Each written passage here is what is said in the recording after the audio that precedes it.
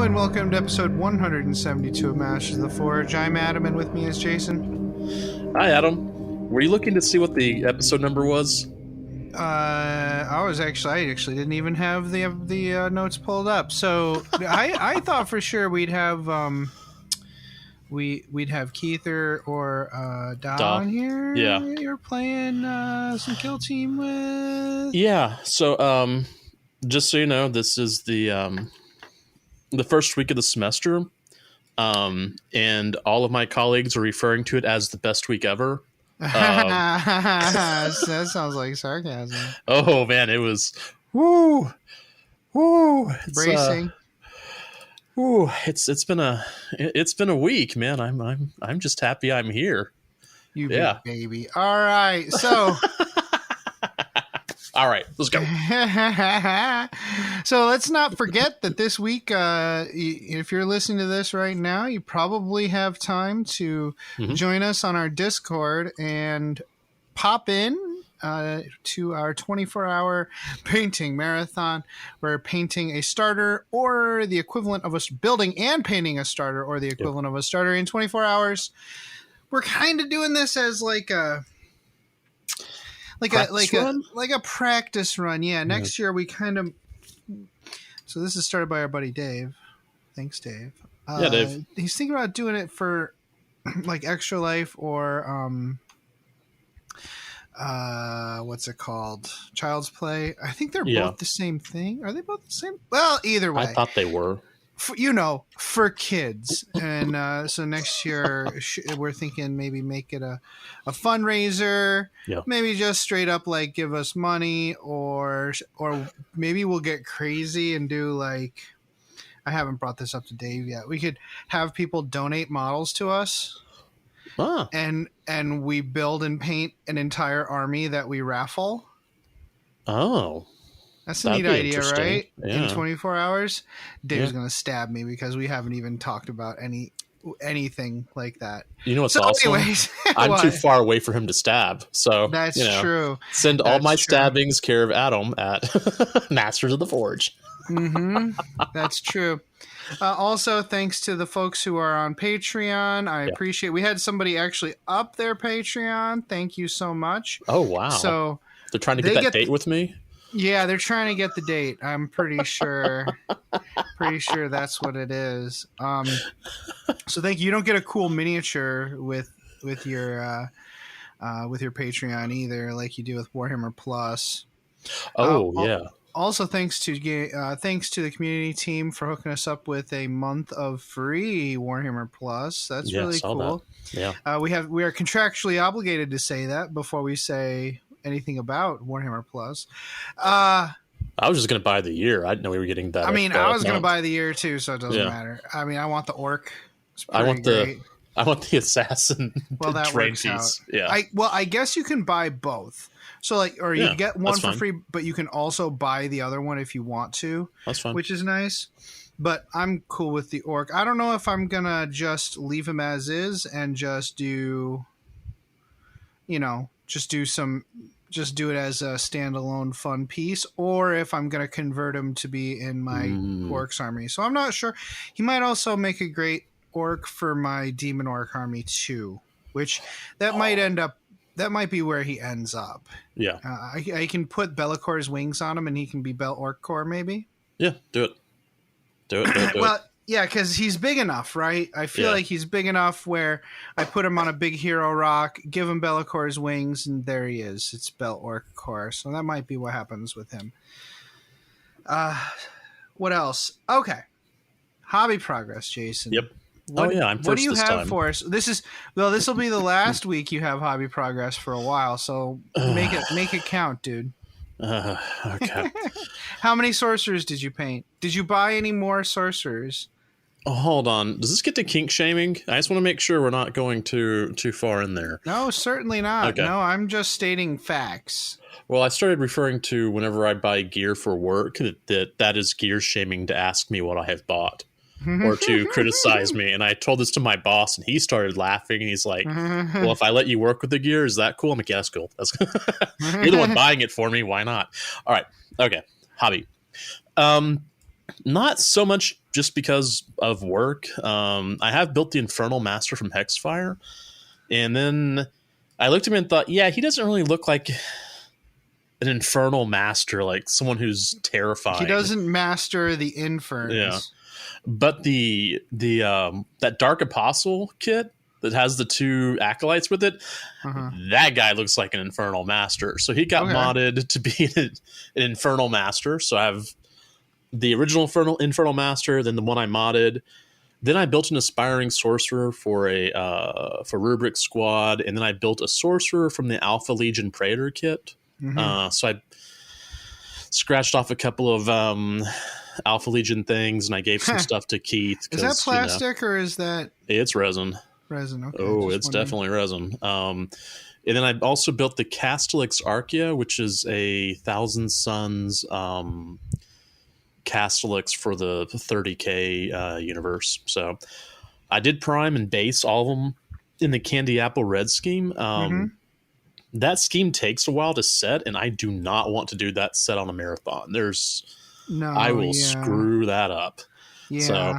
So I do need to build a few more Aspiring Sorcerers and whatnot. I haven't had a chance really to go into the new codex like in depth, but there's some big changes in there, like big changes that I'm kind of shocked about. So I need to kind of figure out how I would build this army, to be honest. So for the marathon, I am going to build and paint a bunch of Zangors and build, prime, and maybe base coat the Thousand Suns Termies. I also picked up some Forge World Thousand Suns Termies, so I have 10 total. And I'll do some detail work on the Infernal Masters, the Aspiring Sorcerer, and Sorcerer. So it'll be a lot of detail work at the beginning, and then as I get tired, then I'll work on the Zangors, because Zangors, who cares? Yeah. Aw. I did pick up a Mauler Fiend / Forge Fiend, because those are supposed to be pretty decent, and I never built one before, so I might build that also. Okay. We'll see. I've got stuff to keep me busy for 24 hours. I am trying to get more iced coffee from the grocery store. Oh, yeah. So that I could just sit there and almost just what's chug today's it. date? Oh, Jason, I should have thought at the start of the week to pack like a 6-pack of Stewart's Cold Brew in a box and send it to you. Oh my God. That would have been so much better. I mean, I could overnight it. It would cost more to ship than I bought it for. Yeah. Oh man. Stewart's Cold Brew is that. That would be great. It's not my kryptonite because it gives me too much strength. How about that? Yeah, that's true. That's true. And when Wendy's like, how much coffee are you going to drink Saturday? I said, yes. Of it. I'm drinking all of the coffee. What are you talking about? So yeah, that's going to be interesting. At some point, I'm going to start time traveling, and it's going to be fun. Like, let's see what happens when Adam paints and drinks three coffees and eats 3 edibles all at once. What happens? Ooh, okay. Wow. Does anybody want to see that? Anybody interested? I am, but I mean, that's on me. like 20 hours of sleep deprivation. Oh, I'm sleeping in on Friday. That's yeah. Yeah, I don't know what I'm gonna do. I kind of wish it was midnight, but it's actually better. It's actually better that it's like 8 to 8. Yeah. But also, I'm not gonna be able to take a nap. I should F off work.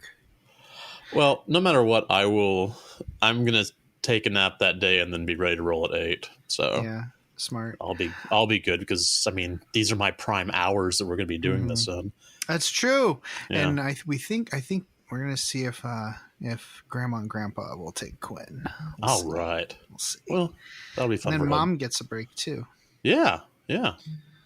Well, what about you? What's your hobby? What you got? Oh yeah. This is about Warhammer. So I am done with all the Death Skulls infantry repaints. So I started off with the knobs. Mm-hmm. Those guys rule. I love them. Mm-hmm. The double Choppa guys, and there's a few Scorcha guys in there. Those poor Scorcha guys, they have power claws too. You can't do that anymore. Oh, you can't? The power claws are just for show. Okay. And I can't put normal hands on them anymore because the normal hand used to hold on to the gun like Yeah. two-handed. So I chop the Oh. hands off and I clean the fingers. I slice the fingers off the gun, and so it's resting in the palm of the power claw. Okay. So I'm not. There's no changing that. So they're just there. That's fine. I'm sure nobody will care. Yeah. And so those guys are all. They're about 14 knobs, all finished. Some with kill saws to be sergeants and stuff. And I love those guys. I also finished the 30 boys. Yes. That was a lot. Yeah. That was a lot. That was like most of the 2 weeks. Yeah. And which is odd. I mean, it was actually more. Actually, I painted those pretty quick because I had a whole week of vacation in there. Yeah, but you were off having fun in Maine and sending pictures of Maine. Yeah, it was really nice. It looks so nice and the weather looks so cool. Meanwhile, I'm here in 100-degree weather wondering, wow, what's happening? Yeah, I think I'd actually rather vacation in the summer in Maine than vacation in the winter in the South. It's about the same temperature. It's about the same. But we have more mosquitoes. Yeah. They had mosquitoes, but you definitely have more. So anyways, I finished those 30 boys up. I gave them all knob shoulder pads. I kind of did the same thing with the Choppa Slugga boys that I did like a few months ago. Those knob shoulder pads work so well on those boys. And now there's no weird Ard boys upgrade in the Orc Codex anymore, so they can't really be confused with that. So that works really nice. And I painted some checks and some dags on those shoulder pads, and they look. I'm pretty happy with those. Just the Dakajet and the 3 Death Korps left for the Morkers, and I actually worked on the Dakajet after work and before Quinn woke up from his nap. I got like a solid hour in. That's almost done. Got some lightning bolts on there, and I cleaned up the nose art a little bit. So I think I might be able to finish that after our recording today. We'll see. Okay. But after that, it'll just be the 3 Death Korps. Yeah. And those will be effort, but not too much effort. There are 2 of them are yellow. One of them is white. So the white one's going to be blue. And I'll have like 1 blue one and 2 yellow one. Like 1 blue one with yellow highlight with yellow spot color, and 2 that are yellow with blue spot color.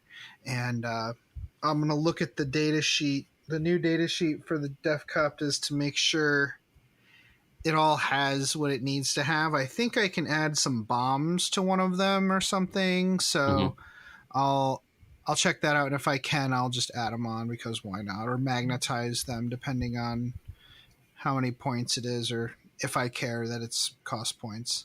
Yeah. After that, I'm still a little bit... So I've got a bunch of Gorker stuff that needs to be painted and rebased. That's a whole different project for the fall. That's all just a disaster area. I've got a bunch of boys that are on 25 millimeter bases glued onto 32 millimeter bases, and I'm going to knock those off and put them on the base properly. They don't need to be repainted though, so that's just a straight up rebase job. I might just do those first to get them out of the way, both Shutas and Choppas. But I have 1 squad of 30 Shuta boys that have red shirts, and they all have the pointy woolen hats. Oh, I remember those guys. The spikes. Yeah, they are neither. I think I'm going to keep those as kind of mercenaries. Like I think I'm going to keep those.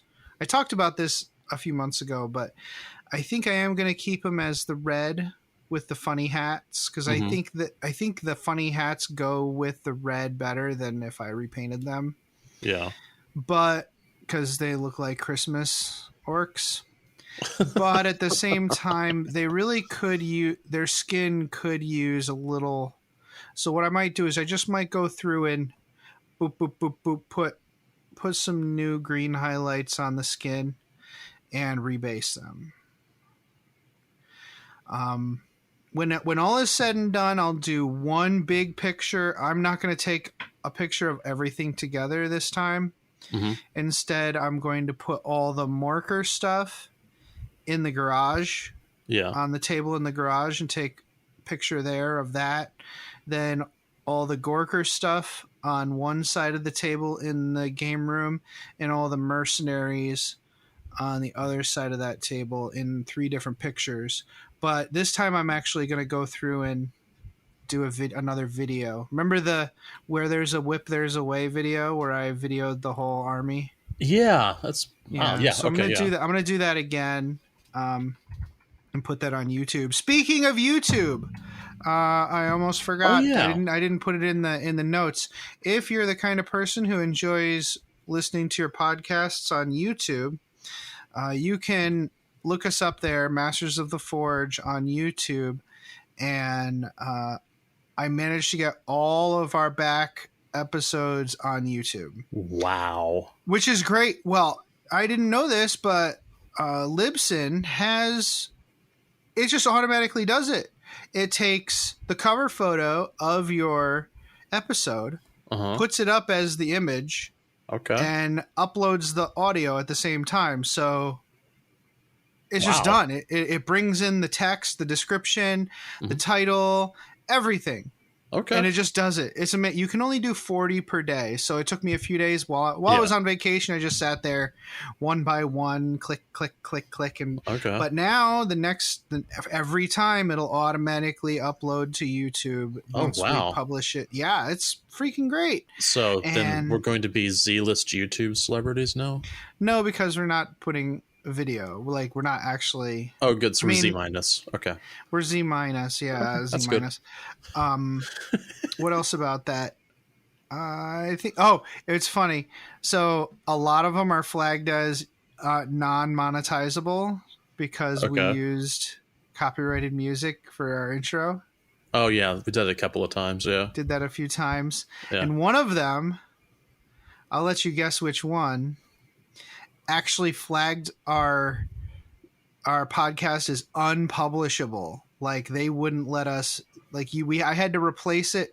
I had to replace it with random generic YouTube music or remove it entirely from the podcast before it would publish. Whoa. Yeah. I think you mentioned this. Was this the Space Wolf one?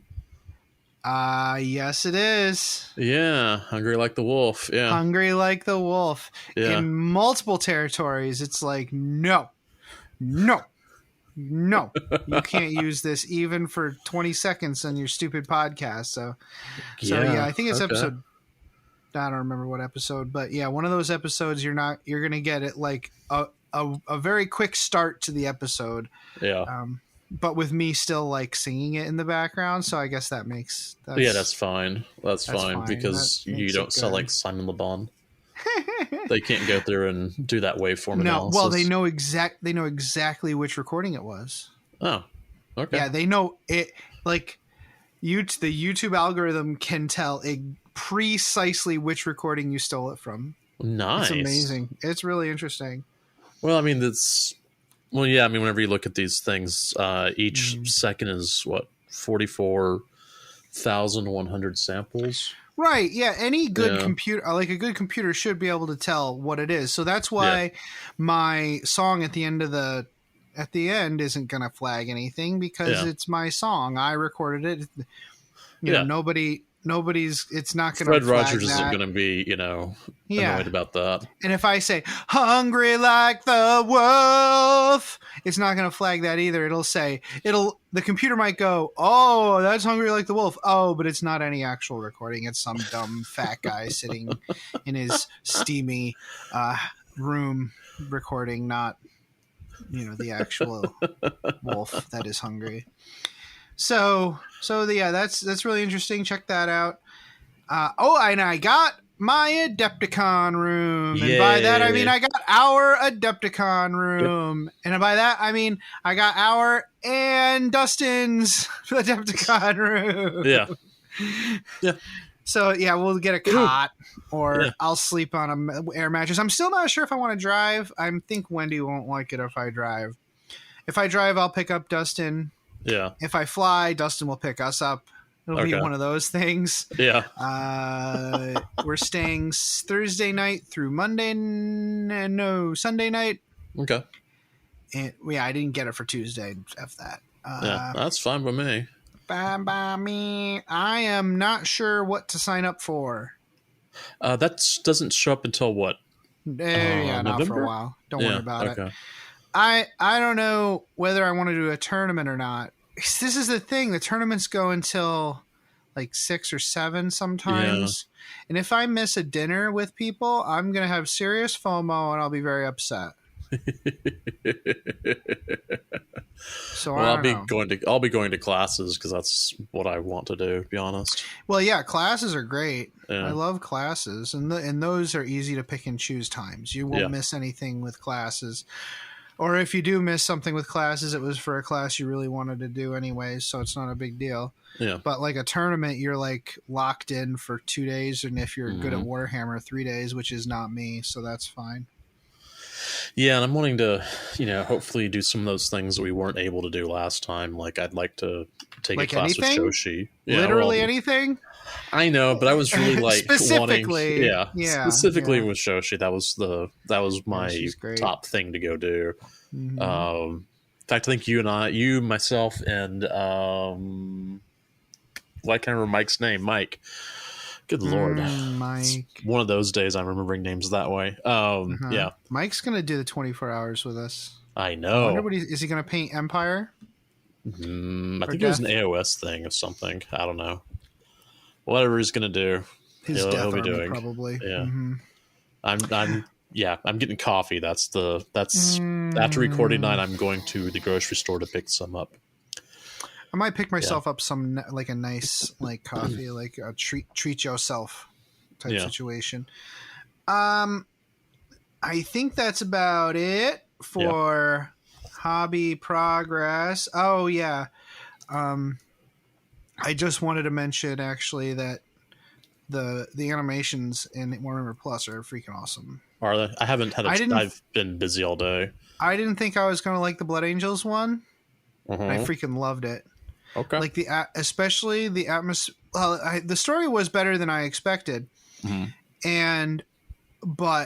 the atmosphere is on point.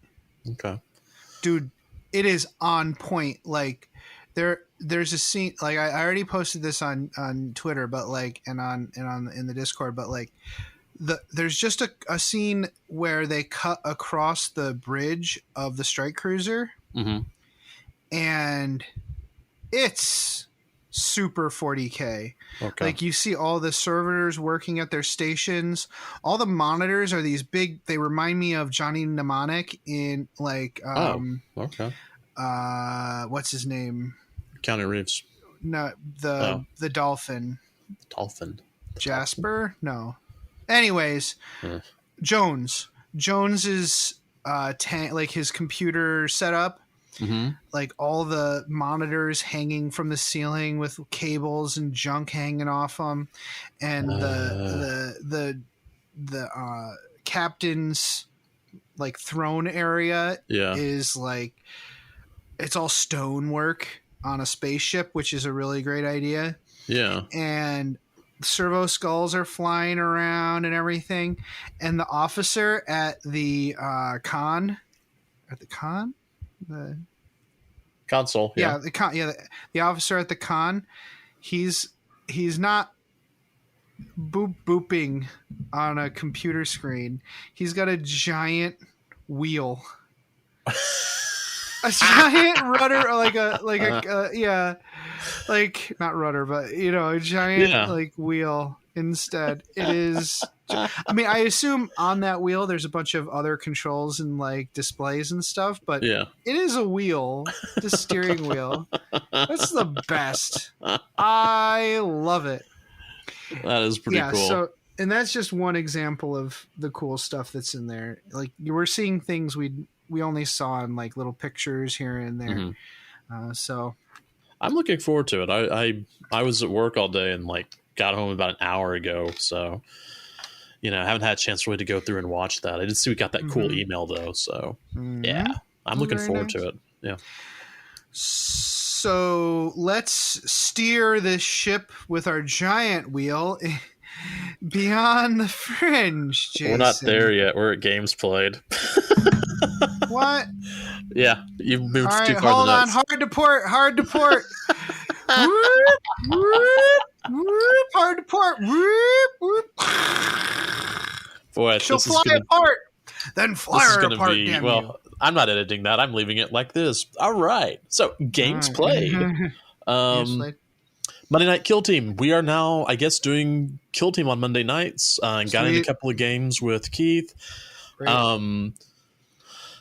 Because we were like still learning the game and all that, discovered that we were playing some of it a little bit wrong, and we're actually making it less deadly than it truly is. I mean, this is a game that you're supposed to be taking out of action. The -1 for every out of action you had previous or something. Oh no, this is whenever you're defending against fire.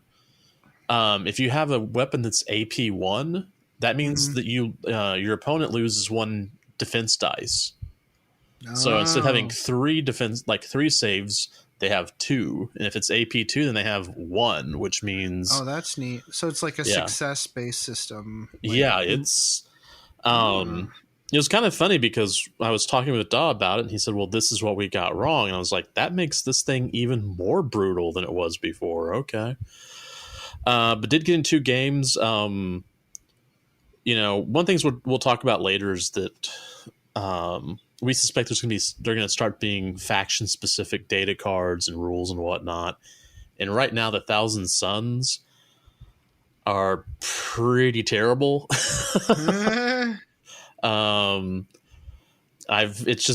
just kind of been ridiculous, and so whenever I played the Thousand Suns, I've died pretty quickly. But if I play demons, then Demons seems to be more my play style, and they seem to be put together a little bit better. But, I could be wrong. It just could be my play style that I need to have demons. But we played, what was it? Thousand Suns versus his Dark Angels, and then Demons versus Chaos Space Marines and Cultists.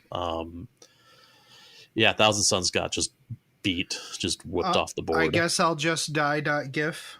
Yeah, pretty much. It's like, well... Sorry, GIF? Oh, choosy moms choose GIF. I don't even want to. I had 2 students get into an argument about that a couple of years ago in my class. I thought, no, I don't need to be here. Just leave me alone. So, anyways, Monday Night Kill Team seems to be our thing. I'm going to start putting together a Thousand Suns 40K list because a few of my friends are going to do the New Orleans tournament. Oh yeah, okay, yeah. Some of the guys on the IC's Discord are going to that. And I think there's still one in Austin, and I think they're going to that too. So Austin, Massachusetts. Austin, Texas. Tejas. Yes. Good luck with that. So I guess I'm going to help these guys prep, and it'll give me a chance to really kind of learn the Thousand Suns. So cool. Yeah. What about you? What you got? Go ahead. Yes, please tell me. I had some games. Yay! So I actually got away from the ocean for one day on my vacation, and I had a game against Berman at the Crossroad Games in Standish, Maine. Cool. That was a neat little. Okay. And it's not a little store; it's a big store. It's kind of, I'm not going to say it's in the middle of nowhere. But it's certainly the size and selection and equippedness of the store did not reflect the town it was in. But I think a lot of people come from all around. Yeah.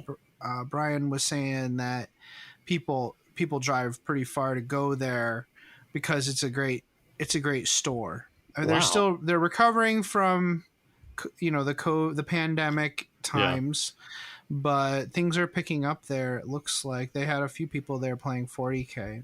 Nice. So it's a cool place. Crossroad Games in Standish, Maine. It's cool.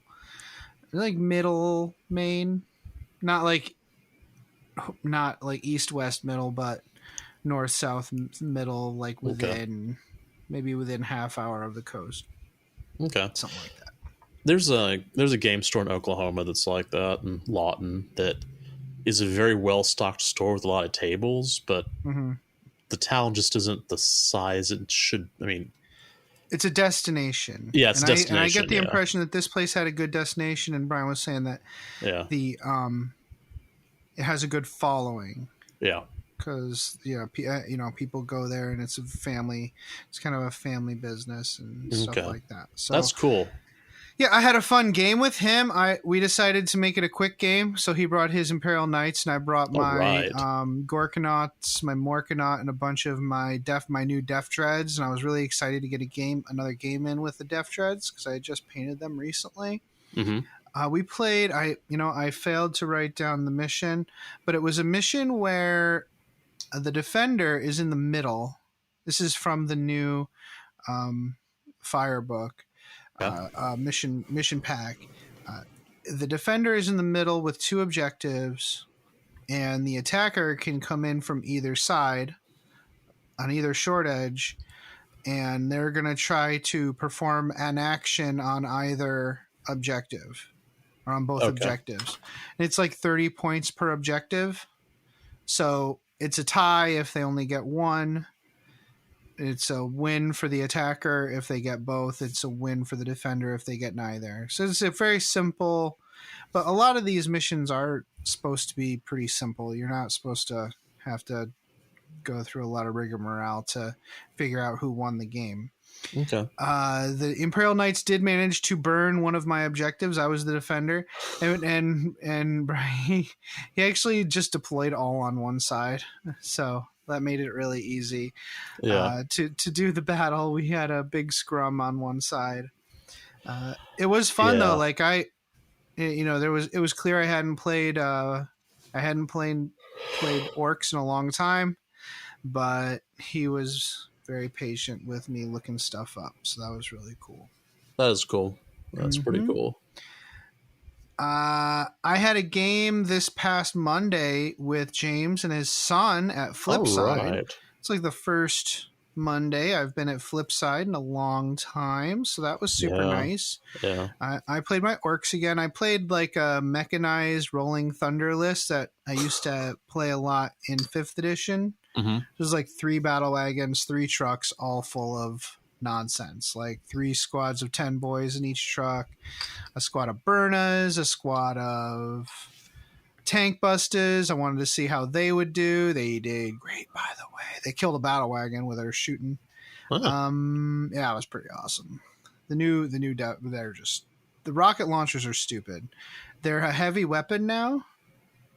Okay. But they're D3 shots, blast, strength 8, AP -2, 3 damage. Yeah.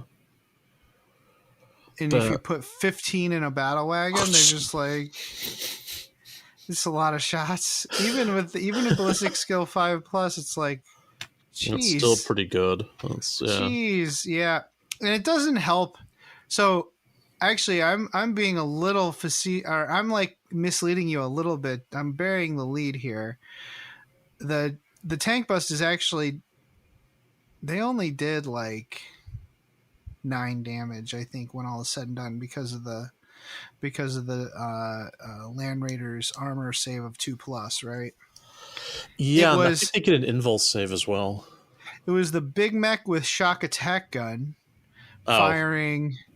I rolled a 12. No, this time, no, it was a 12 because it's it's 2d6 +1 for the relic one. I rolled 12 strength and I did like 1 billion mortal wounds. And the big one with the shock attack gun, they gave him a 4+ ballistic skill this time, which is nice. Yeah, that was a lot. It was him. He did it, but that was cool. That was a cool game. A lot of my stuff died. A lot of their stuff died. Yeah. The orcs were pretty clearly victorious in that one, but it could have gone either way, really. Yeah. All right. Oh yeah. Reverse engines. Reverse engines. We've gone beyond the fringe. Now we have to reverse and go just beyond, not through whatever. I guess you can't go more beyond than beyond. Unless I the fringe. So you're actually going to say beyond the fringe so I can modify what's it? your beyond the fringe? Coffee. I mean, it is the best week ever, you know? I mean, hey. Yeah, they should make a VH1 show about it. Yeah, it's awesome. You know, it's going to be a great week when you walk into a classroom. It's like, yeah, there's 22 people in the class. Okay, that's cool. Mm-hmm. And there's only 17 computers. Oh, wow, that makes it. And how big is this room? Yeah, I haven't been around people in 18 months, and now I'm starting to have kind of a flip out about, you know, being around that many people. So it's a lot. Like, sometimes it's a lot. Yeah, so I'm rewriting all of my syllabi because, yeah, I'm not doing that. So what about you, man? I had a wonderful time in York, which I already kind of talked about, but it's really nice there. It's pretty touristy, but the beach is super nice, and we got a cabin well within, like, Quinn walked the entire time. I got like 20 to 25,000 steps every day. Oh, wow. Okay. Yeah. I was like, honey, after vacation, let's go on. I need to go on a diet and lose this COVID weight because it's feeling gross, right? She said, sure, but, you know, be sure to enjoy yourself on vacation. I said, sure. So I did, and I ate pretty much whatever I wanted to, you know, within reason. I came back like 2 to 3 pounds lighter than I did when I left. So it's like, I could have eaten way more. Yeah. I should have done damage to my body. That's okay. Yeah, no. So that was really funny. And I played in a Blitz Bowl league on really for it's the Discord of the Crush podcast. Okay. And it was super fun. I started that league not knowing what I was doing. Yeah. And then it got to the playoffs, and the first game of the playoffs, I was playing against a 3rd seed, and I almost won. So wow. I started off real terrible, and ended up being able to play the game, which was really nice. I had a fun time. That's a great game, by the way. It's fun. Yeah. The objectives are really cool. It's kind of like Maelstrom of War Blood Bowl. Oh, okay. So you get cards that say tackle or like take someone out of the game, or you pull a card like move up the field with 3 players, or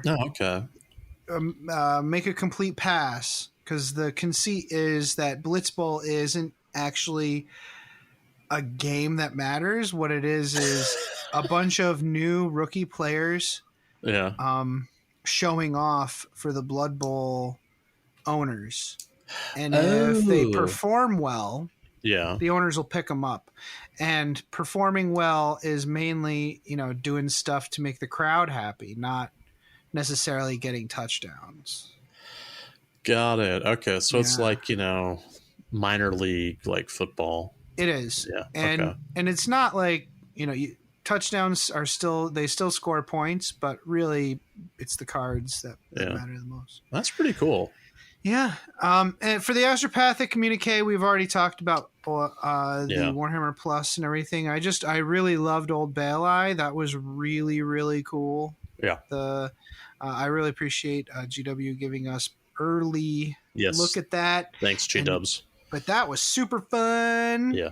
I really liked that kind of biography, but told from the perspective of the runt herd. I was seeing Yarrick in the eyes of the orc is really neat. I like that a lot.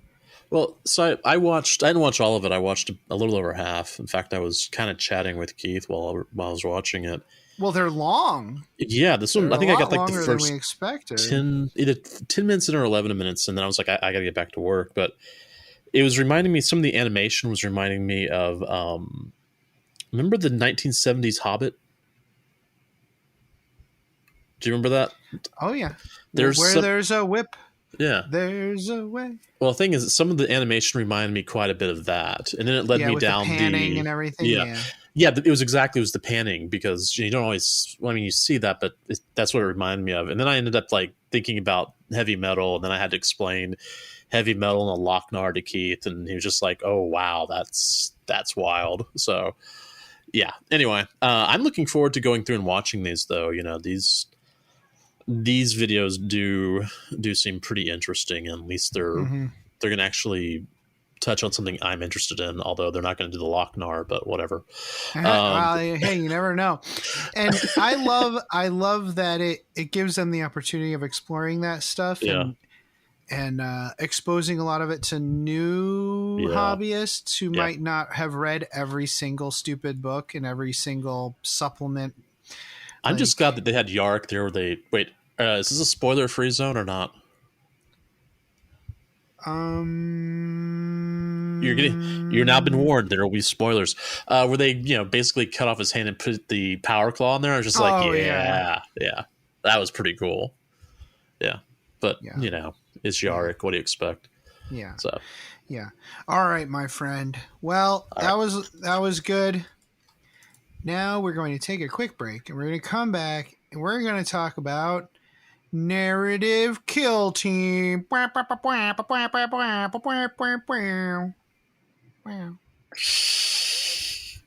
got a pee-pee.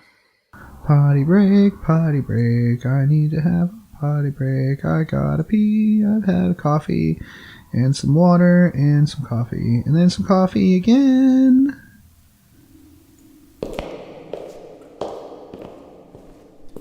Damn, I knew it was around here somewhere. Damn, where is it? Can I help you? Ah! Scared me. What do you seek? I need the perfect scenario for a narrative game I'm running this week, and I can't find one. Sir, this is the Black Library. We don't have narrative scenarios. Well, then where should I go? Might I recommend the Tabletop Campaign Repo? The Tabletop Campaign Repo? What's that? The Tabletop Campaign Repo is an ad-free site for hosting resources related to playing tabletop miniatures wargaming. Oh, like scenarios? Absolutely. Also, event packs, custom objectives, tracking sheets, custom terrain rules, maps, icon packs, award templates, and more. Oh, and this is for Warhammer 40k? Among other things. There's also Age of Sigmar, Kill Team, Warhammer Fantasy Battle, and others. They're always open for content submissions for any system, even non-Games Workshop materials. Oh, that's awesome. It sounds like a great way to save all of this great content the community makes. A lot of that stuff often ends up disappearing into a dead message board or Facebook group. Exactly. It's a real community effort. Great. So how do I get there? Just go to that webway gate marked tcrepo.com. tcrepo.com. Got it. Can I ask you one more question before I go? Fire away. This place is really easy to find. How come Armand can never find it? Oh, because it's more funny that way. Oh, yeah, clearly. Once again, the Tabletop Campaign repository can be found at tcrepo.com, and they're always looking for submissions. Greetings, mofos. Are you out of George Dickel number 8, staring at a broken chess machine?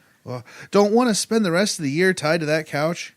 Well, why don't you head on over to the 1 Hour a Night Facebook page and see what exciting stuff is going on there. It's a place to post all your daily progress in the hobby grind, as well as receive and give positive feedback. Also, there are usually a few interesting challenges going on. That's right. All you have to do is search for 1 Hour a Night on Facebook. That's numeral 1 hour a night, all one word. Blood serum tests will be administered prior to approval. Se til helvete og kom dere vekk. Det ikke en bikkje, det en slags ting. Den imiterer en bikkje, men det ikke det. Kom dere vekk, idioter! what he said. Welcome back. So here's a great thing. First of all, I didn't actually give any kind of silent pause prior to starting up, which is really great. So who knows what you're going to get. And also, the other thing that's really great is I get to phone this one in. This is nice. I'm really excited. Really excited. We both get to phone it in the next episode, which is going to be really amazing. That's going to be but lovely. In this one, I'm just going to sit here and nod at you while you tell me about narrative Warhammer. Oh, God. Okay. Narrative kill team. This is just the best. All right. Well, first up, we want to thank Games Workshop for providing us the Kill Team box. Oh, yeah. Thank you for the box. That's really good. Phil's really excited. Oh, Phil sent me a description of what he felt about his models that he got. All right. And I think we owe it to our listeners to read what Phil wrote. Okay. And Lord knows what it's going to be. Lord knows what he said. Okay. And I think we're all very excited to hear about it. So it's a short narrative, but I'm sure it'll be fine. Okay. So yeah, we're going to talk about narrative kill team, but let's give Phil his due. He put a lot of effort into this. Yeah. And he loves his Krieg. Man loves Krieg. Loves his Krieg. No matter what you think. No, he couldn't love that. Yeah, he does. Yeah, and I gave a pretty good description of the orcs in there as well. All right, here we go. The new Death Korps of Krieg plastic kit is great news for Krieg players old and new. The kit has enough extras to allow a player to form the intended kill team with almost any options they could want. While for the 40K, all those extras give the kit the ability to fill a wide range of codex and Imperial armor units, which is a good indication. The fact that they actually allow you to do the Imperial armor upgrades and stuff too. Okay. That whatever 40K rules we have are going to be true to those upgrades. Okay. To those rules. The kit contains 10 models, each one in a different static pose, which we discussed last time. Like, even though the poses are static, there's still 10 of them. There's still more poses than there were with the original kits anyways, except you arm slightly up, arm slightly down, arm middle, arms all pointing a gun in the sky, whatever. The new plastic kit carries over its 10 poses from 2 of the infantry squads, the advancing and firing sets. Oh, so because they were previously resin, so they would also be the same kind of poses. Yeah. Unlike the one-part head, torso, and legs of the Forge World models, the plastic kit breaks them apart, making it easier to paint. Not that it is difficult to paint them after assembly, so it's actually easier to paint the plastic Krieg than the resin ones. Really? That's a good note, Phil. Thank you. Yeah. And I guess the orc one is is kind of the same deal because the pegs slot in, so there's no messing up gluing it back on. So it is a nice design that also has the parts shaped to only fit properly to their intended mates, making it easy to assemble even without instructions. Wow. That's a little dig on me, by the way. I definitely forgot to send Phil the instructions.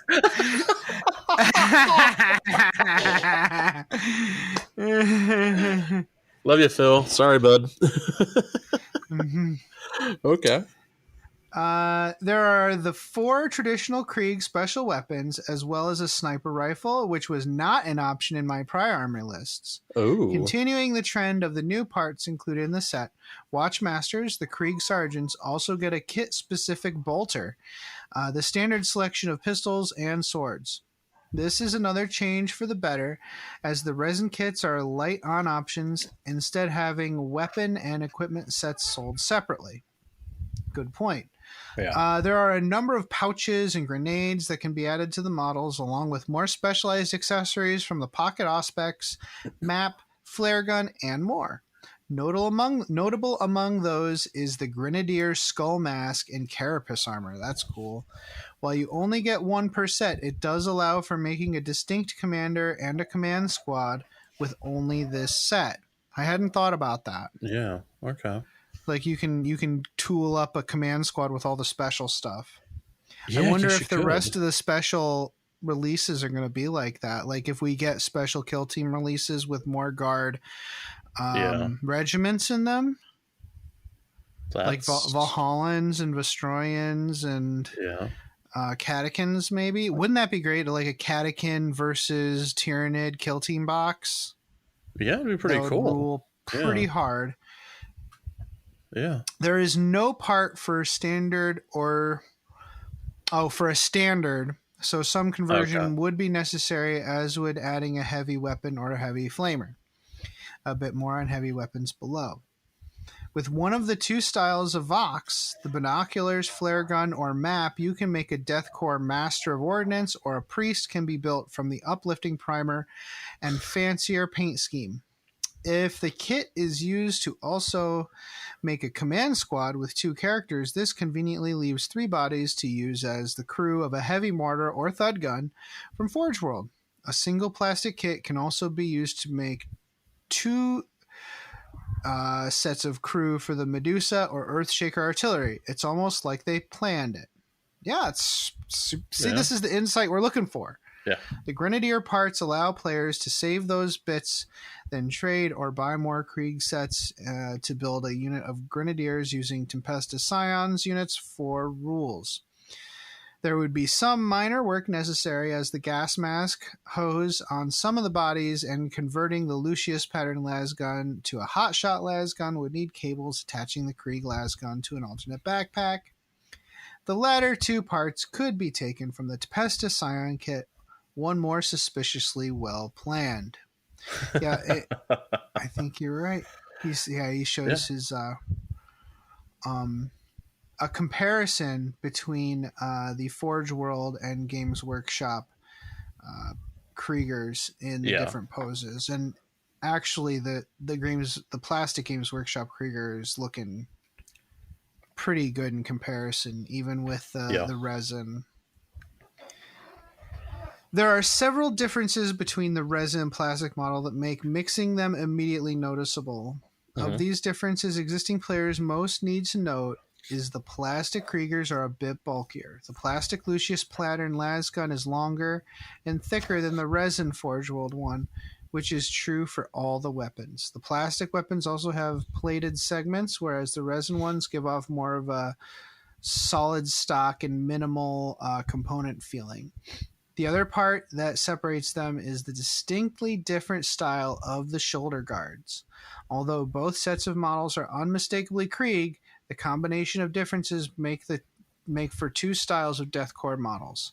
For those with existing Krieg armies, the easiest way to mix plastic and resin models is to treat them as separate platoons or companies. That's smart.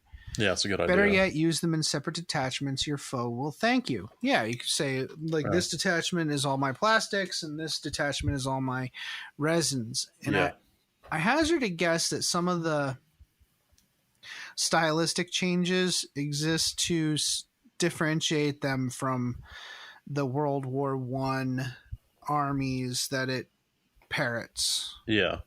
Well, the other thing might be is that one thing he mentioned was the thickness of the guns. That the resin was much thinner and smaller, whereas the plastic was bulkier, and that could be just machine tooling. Yeah, different marks or different patterns, or maybe one is constructed in one Forge World and another one is constructed in a different Forge World. Yeah, stuff like that. But I like his idea. Like, you just put them in. If you have 2 detachments, just put your resin in one detachment and your plastic in a different one. That's a good idea. I like that. Yeah. Many of the accessories in plastic or resin can be used between the lines, a nice feature to help bring them together as one army. It doesn't need to be stated that the plastic models must have their backpack due to the connecting hole in the torso. This was also the case with the commandos. Okay. The backpack is the back, so there's no... Yeah, they did to come with an extra backpack, but there's no leaving a backpack off. Yeah. Okay. While it is optional for most resin models, which have fully sculpted backs to their greatcoats, or in a few cases have their pack sculpted on. Artillery shells can be given to either, although some work is needed to have the plastics to hold said shells due to the hands sculpted on weapons or gear. He's talking about using them as artillery crew, Okay. I believe. With only this one really versatile kit out for Plastic Krieg, there are a few places where new and old Krieg players are going to notice things missing, namely heavy weapons. Part of this is a nod back to prior Death Korps army lists where the Krieg infantry squad did not have the option to take a heavy weapon team. There are two solutions to this. Take the plastic Cadian or Catechin teams and replace the crew with plastic Krieg models, or you can buy the Forge World teams, swapping out the crew for plastic models. You could also run them with the resin models for a heavy weapon squad to make unit identification easy. The Forge World artillery sells gun and crew separate, which makes adding those units as simple as using the small accessory sprue for most of the arms and gear. Also important to note, with the artillery, the Earthshakers and Medusa guns come with shells, while the heavy mortar and thud gun crews come with their shells. He puts the he's put the Ryuo art comic of the Iron Warrior yelling across the battlefield from his trench, saying, "Hey, nice trench," and it's a Krieger sitting in his trench giving the thumbs up. Got a shovel in his hand. As far as the shortcomings of the kit go, the biggest would be that there are only 2 shovels that can be attached to the model, and the third to add to the base, although there are 2 hatchets and wire cutters. By contrast, the Forge World line contains enough shovels so every model in the army will have one if you want them to.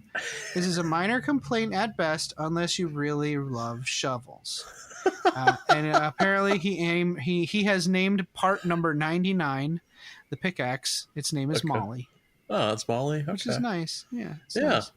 That's... there are a few parts that feel off based on the fluff, like the crude bionic arm and the med kit, which... As it is in the lore, Kriegers consider any injury that cannot be walked off with a band-aid to get the prescription of the Emperor's Mercy as the cure. The quartermaster, the Krieg medic, then recovers all the equipment and moves on to the next patient. However, not every player is going to adhere to the letter of the lore, and not all plastic Krieger models will be played as Death Korps, but rather some other regiment of greatcoat and gas mask-equipped soldiers. So really, no problem there. And like he's got 2 pictures. Yeah. One is a picture of the sprue with the and underneath it the caption is "Bag of Unknown Use." And on the right is a picture of a pistol, and underneath it says Krieg Medkit.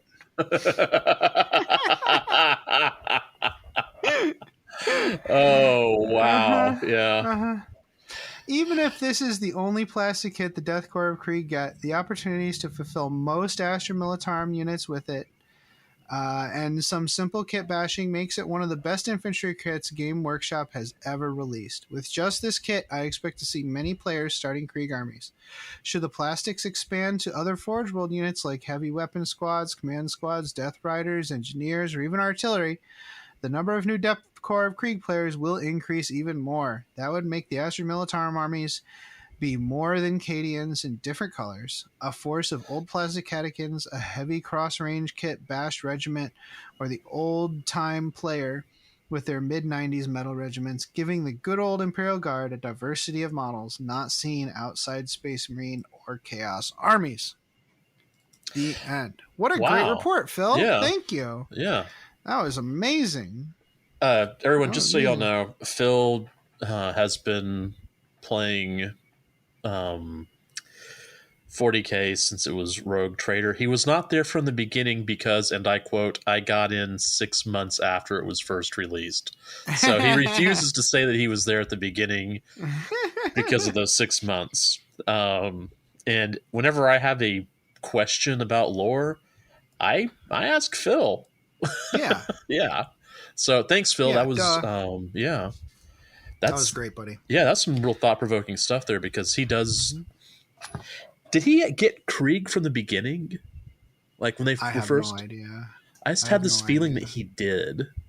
Probably. He has so many of those models. He has so much artillery. Yeah. When we played our game, my orcs, it was my orcs versus his Imperial Guard plus other people brought a few other things. Like it's a lot of artillery. And during 7th edition, I had a lot of conversations with Phil about bringing artillery to our narrative games. I'm like, listen, dude, let's chill it out a little bit. He's like, but I'll target my own guys just as much. I'm like, I hate you so much. He does. He does. He loves it. He does. He's just like, his favorite thing. Oh, it drifted back on mine. That's too bad.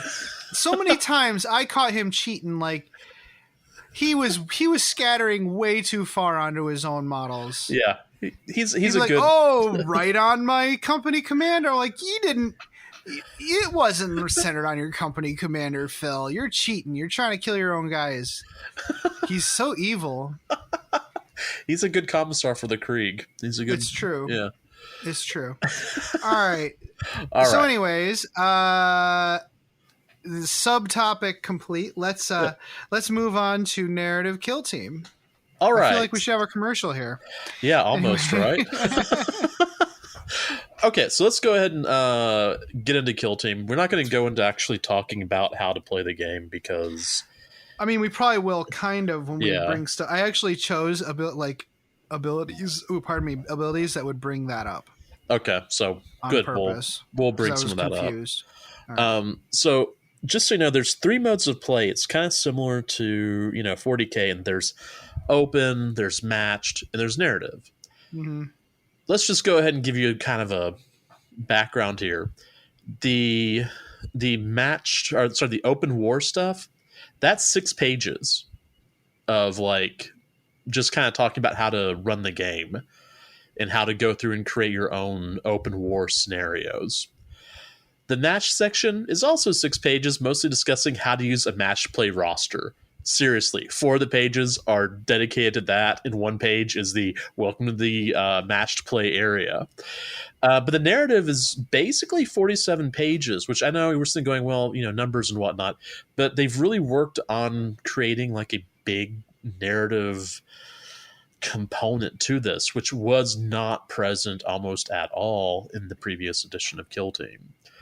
So, if you have the core rules. Just so we're all on the same page here.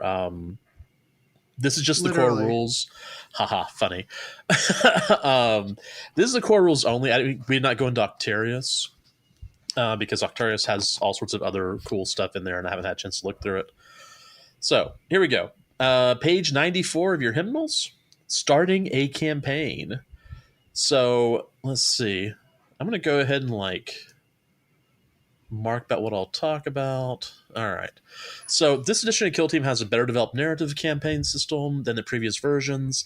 This campaign system is referred to as a spec ops campaign. So it's like a special operatives or special operations campaign. Right. Implying that it can be inserted in to an existing campaign. Yeah. I mean, you could go through and we've talked about how we could take Kill Team and Kill Team with 40K and with BFG and whatever else shows up that we haven't even thought about yet.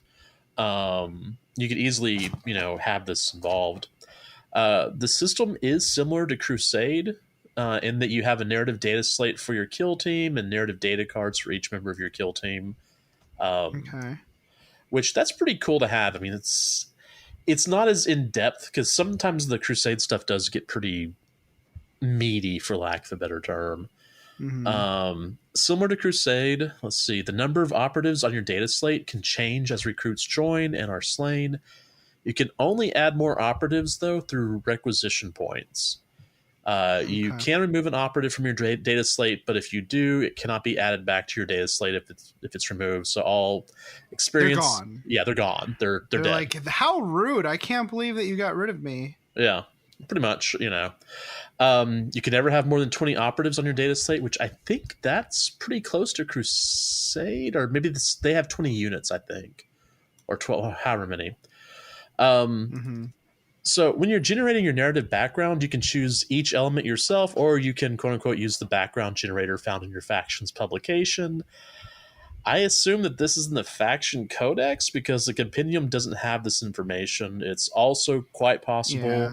In fact, I think it's probable. In fact, it's almost confirmed that there'll be separate data cards that'll be released in the future, like similar to Warcry. Did you happen to look at the Krieg rules and the? No, that's the Octarius. I need to go through and look. I think they have extra stuff in there for those armies specifically, which is what's got people riled up. Yeah, well, I think that's what's going to happen is each book is released. Like this time it's Krieg versus Orcs. Next time it could be Thousand Sons versus Grey Knights, because Thousand Sons and Grey Knights both need some help in this. Yeah, in this rule set. GW did put out an article on Warhammer Community that said for the next every 3 months there'll be a new setting, a new kill zone, and new models. So it'll be Warzone, whatever. Why is my wallet crying?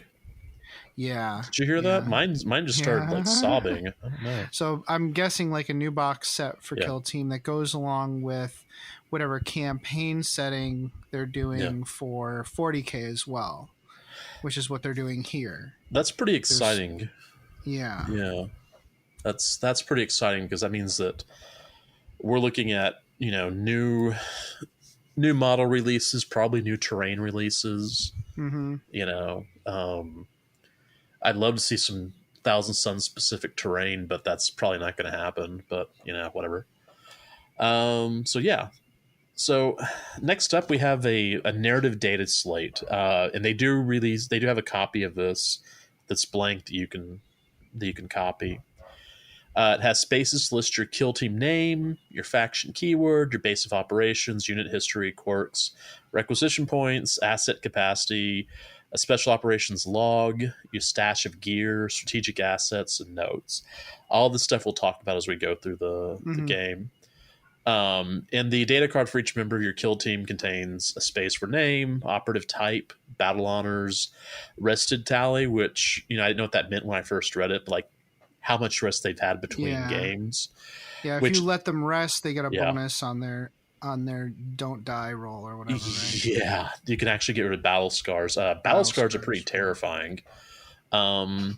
Specialism, experience points, rank, notes. So there's all sorts of really cool stuff for each of those. I did go through...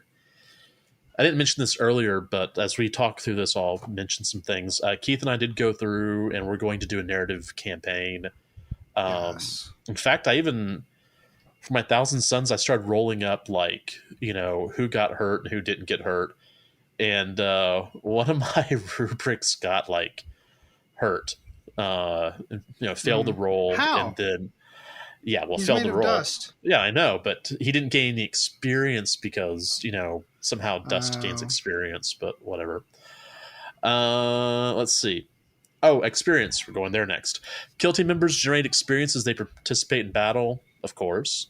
And each kill team member gains 1 XP per action below. So if an operative incapacitates any enemy operatives in a battle, it gains 1 XP.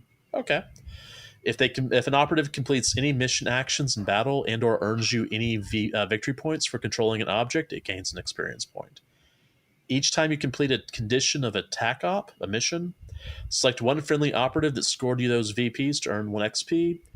And as operatives gain XP, they raise in rank. It's, I think, pretty similar to Crusade. It's like the first 5 XP are kind of like your Tenderfoot or whatever they call it. Oh, sorry, Adept. Tenderfoot. Wasn't that from the old like D&D for Thief class? Western TV shows. Tenderfoot? Western TV shows, yeah. Like I thought that was you were young. That was also a classification for D&D way back for the Thieves. That was their first. Wow, we are going far down that nerd hole. That's a deep cut. Wow, I'm not going in the nerd hole. No, thank you.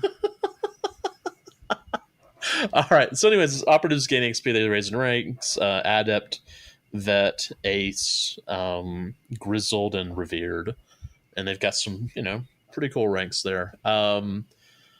Let's see. You had written that you can see. You want to talk about what you had to say? Right. Yeah. So I was thinking it would be a good idea to do have some laminated data cards. Yeah. Because you can get laminating sheets pretty cheap. Mm-hmm. So I think that's a really cool idea. Like, you don't even have to iron them or anything. They peel apart. You put your paper in there. You slap them down. You're good. Even if you get a crease, who cares? That guy's going to die anyways.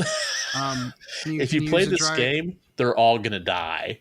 They're all going to die. And you can write the stuff that changes in permanent marker. And then you can do the temporary stuff like the experience in not permanent marker. But you would also use your actual roster. Yeah. For that as well, for putting those permanent things down in pencil. Yeah. Or not even bother laminating. You can just keep erasing or whatever. But I was also thinking XP tokens. Oh. Have little XP tokens that you put on the data sheet as you go. Yeah. So you don't have to keep marking. Yeah. You just say, oh, he got or she got XP. I'll put a token on their data sheet. Yeah, that could be pretty easy. The game is really fast. I mean, we've talked about Kill Team being quick in the past. It's still that fast. You can run through stuff pretty quick as long as you have a model number that's not crazy. If you're running like 10 or 11 models, then it starts slowing down. But if you're running like 5 or 6, which is most Space Marines or Power Armor stuff, then you're gonna have a pretty quick game. Let's see. Then we have battle honors. Let's see. So each time an operative earns enough XP to increase its rank, it gains a battle honor. So if an operative loses XP, then it would lose that battle honor if the loss is enough to lose a rank. Yeah, that's different from in 40K where you you keep all your stuff, you just get less XP. Yeah. And then you have to keep track of whether or not that unit already got the battle honor or if you're if you're at 20 XP, you got a battle honor, and then you go down to 15 XP. Yeah. What happens when you go back up to 20 XP? It's kind of confusing in Crusade, where this it just tells you have to remove the battle honor, and you'll get it back when you gain XP later. So, I mean, I need to go back and really learn this book a little bit better, but I couldn't find a way that they could lose XP. That was kind of the weird thing. So I'm wondering if this is like something, if there's something coming that I just haven't seen yet, if that makes sense. So let's see. So the first time an operative gains a battle honor, select one specialism for it to progress in. A specialism. I'm having one of those nights. A specialism is a focused skill set. Each operative's data card will specify which specialism that they can select. I can't believe I wrote that word 3 times in that stupid paragraph. Specialism. Yeah. I mean, all you do is add species or whatever it was that used to trip up Snota, and that would be, All right. So, for example, a Reaver Sergeant. I think I mentioned this before, but Reavers with pistols, not a great idea. They can, anyways, that sergeant can specialize in combat, marksman, and scout, but not staunch.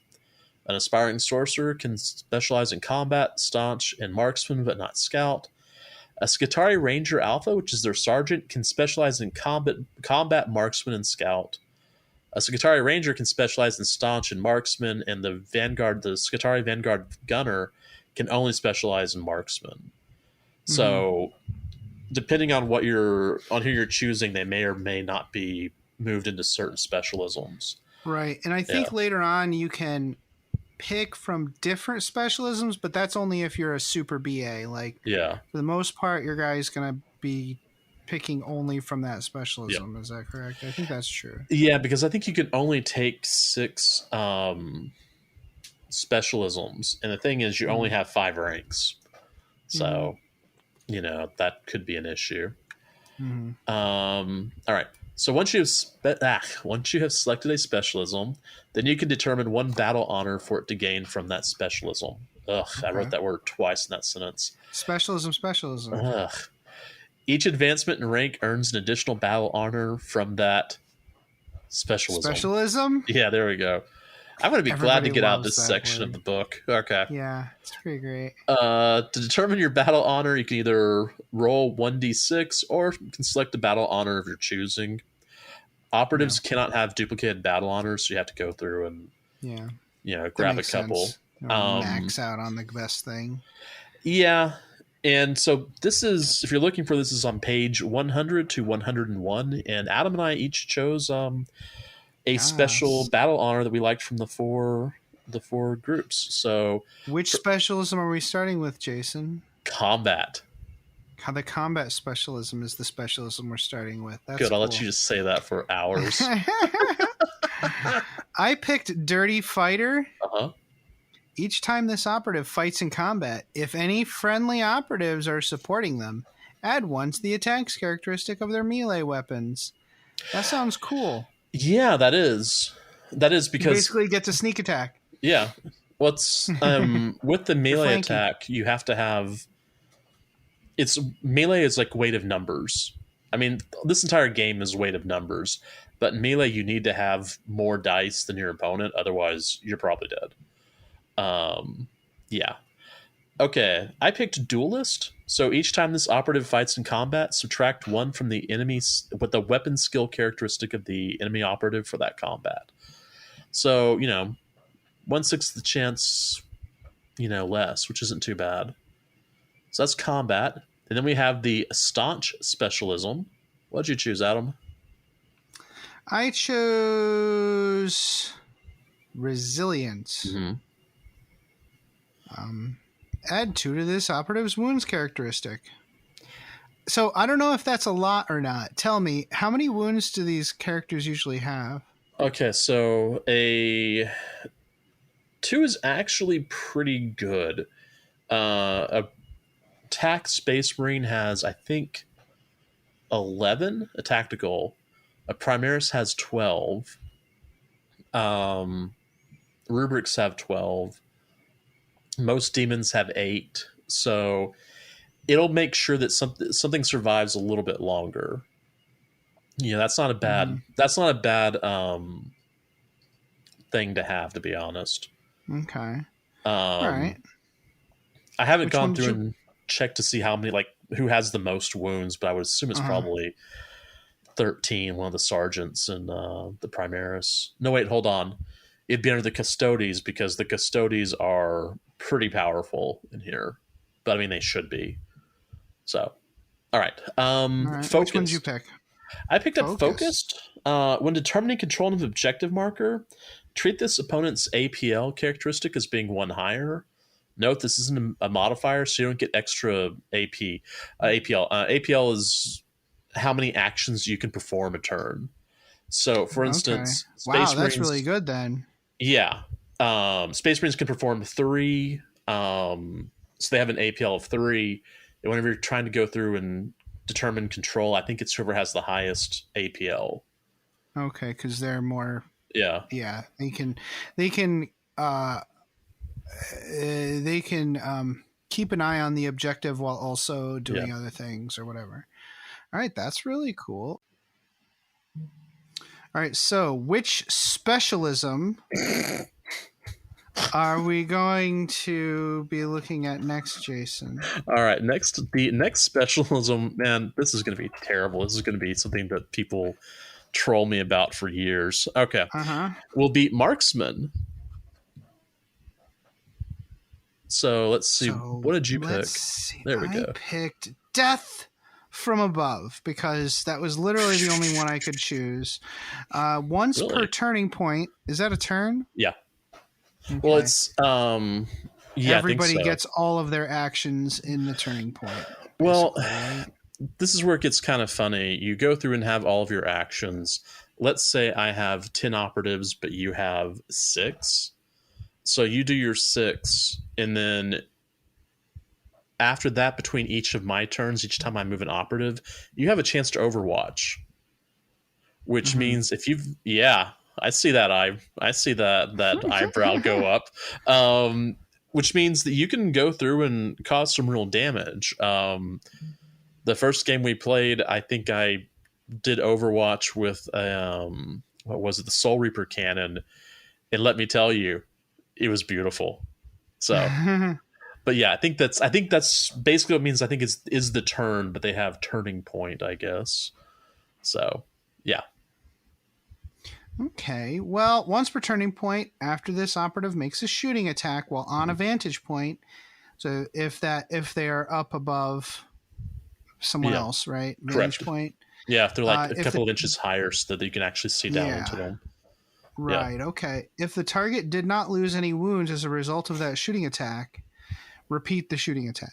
Okay, so I can imagine that being super okay, so if you ignored everything, except if you ignored the part where if the target did not lose any wounds, it would be super powerful. You basically just get 2 shooting attacks. But the caveat is if you totally flub all your attacks in that shooting attack, you get to make another attack, which is nice. Yeah. That's I don't think that's too powerful because it just means you've done literally nothing, so you might as well get to do something.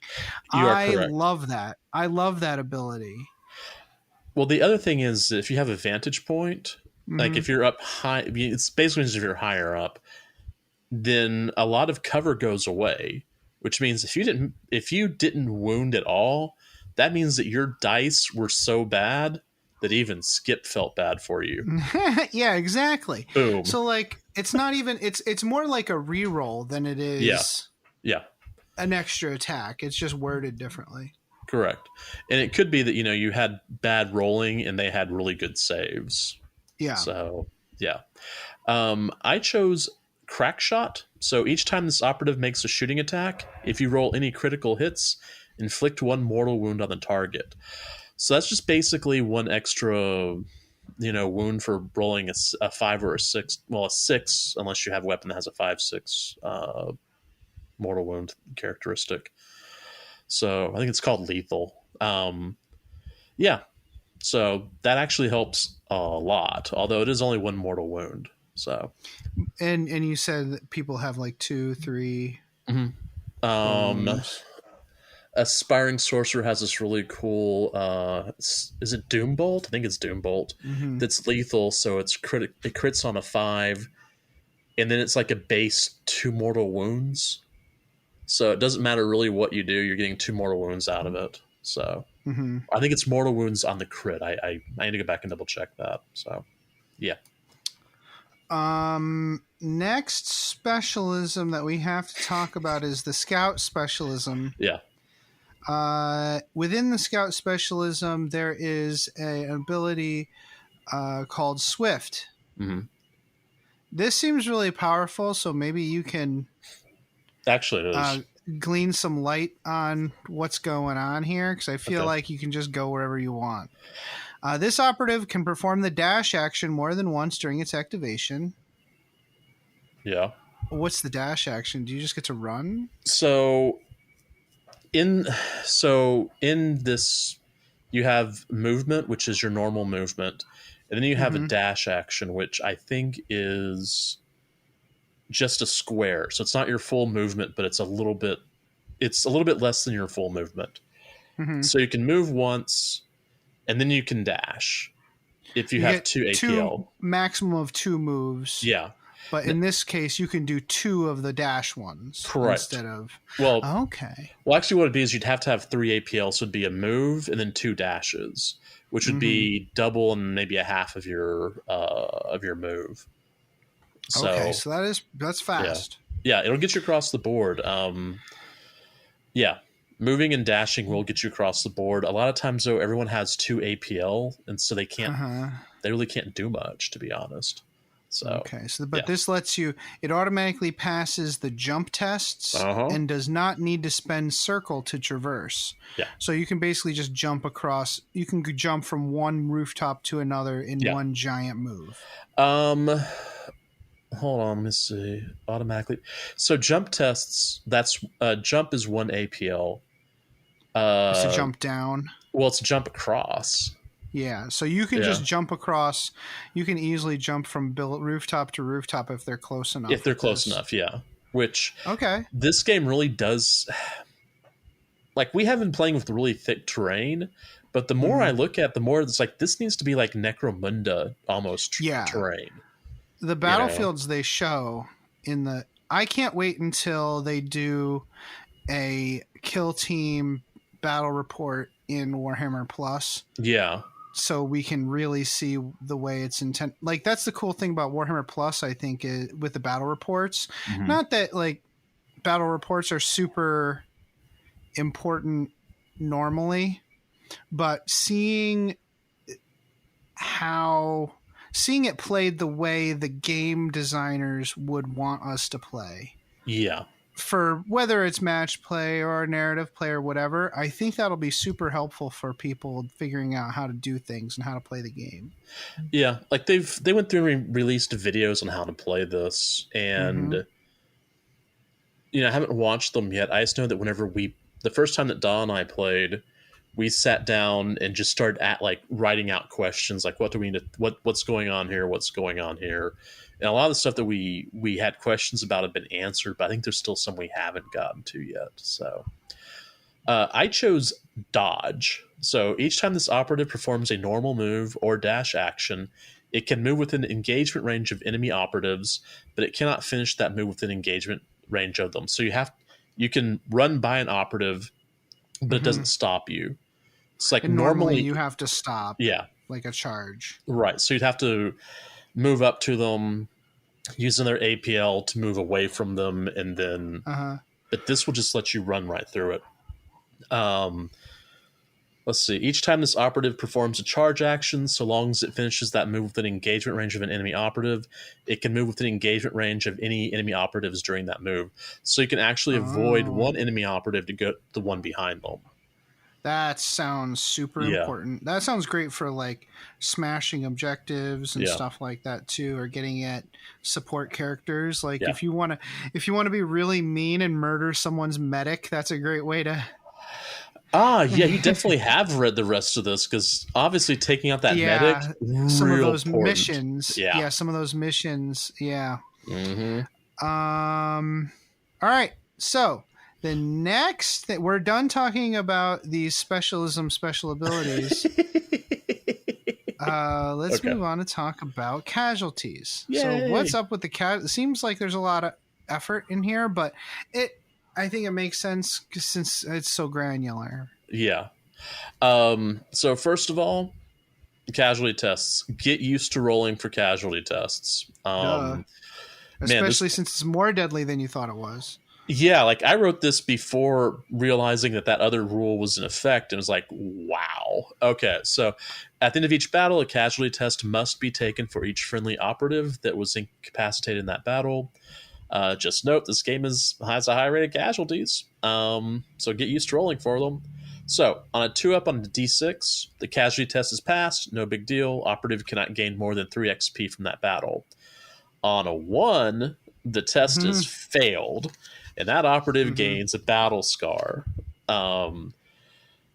So let me get to the rest of this. We'll kind of talk about that. For each medic operative that was selected for deployment, so long as the medic isn't out of action, hint, clue, you can reroll 1 casualty test after the battle.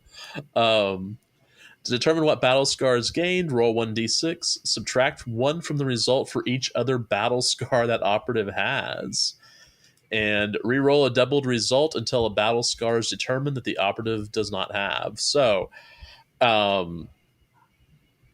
6 on the battle scars is called cerebral. Well, hold on. Did I actually write this in the next part? Oh yeah, we did. We actually put that in there. Cerebral affliction. Yeah, so this operative does not gain a battle scar, but does not gain the experience from this battle. That's the one you want. You want number 6. You want to be concussed. That's the best thing that can happen to you as a casualty test. A casualty. Okay. I kind of did that last night to see what would happen, just as a, let's check this out. And all but one rubric got, passed, and that rubric received the cerebral affliction, which was like, it's a can of dust, man. But I mean, that was, I saw very quickly how, this is pretty vicious. I did paste in all the battle scars here because I thought they were really interesting, and I thought we could go from least bad to worst. Okay, let's do that. So I'll read the next one. 5 is lingering ailment. The operative always suffers the penalty to its movement characteristic as if it were injured. I wonder what that is. Yeah, so I wonder, do you get injured in the middle of the battle? Oh, yeah. Okay, so if you're below half... So you're always hobbling around. Yeah, you're hobbling. That means that you... Basically, everything has, almost everything has 3 circles, 6 inches movement. And I think whenever you're injured, you lose one of those circles. Okay. So you're hobbled. Okay. Ugh. Next one. What's the next worst thing? Sapped strength. This operative always suffers the penalty to the weapon skill characteristic of its melee weapons as if it were injured. So that's going to be a -1. So instead of a 3 up, it's a 4 up. So right. Next is severe concussion. So not just a cerebral affliction, it's a severe concussion. Yeah. This operative always suffers from the penalty to ballistic skill characteristic of its ranged weapons as if it were injured.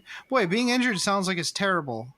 Yeah, because with weapon skill, one thing I noticed with this game, and this is just with the armies we've been playing, is it's very shooty based. Mm-hmm. Even if you have, we haven't gone through and played Khorne Demons yet. Wait, yeah, we did. Hold on, I'm trying to remember. Did they lose? No, because Zinch, I just shot him to death is what I did. Yeah, so, but having your ballistic skill knocked down that's pretty tough. Okay. Number 2 is critical impairment.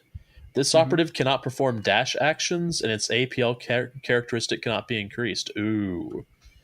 Okay, so there's a lot of different things narratively that you can do, as well as certain spells, like the Thousand Suns, the Aspiring Sorcerer can give a rubric an extra attack in their APL.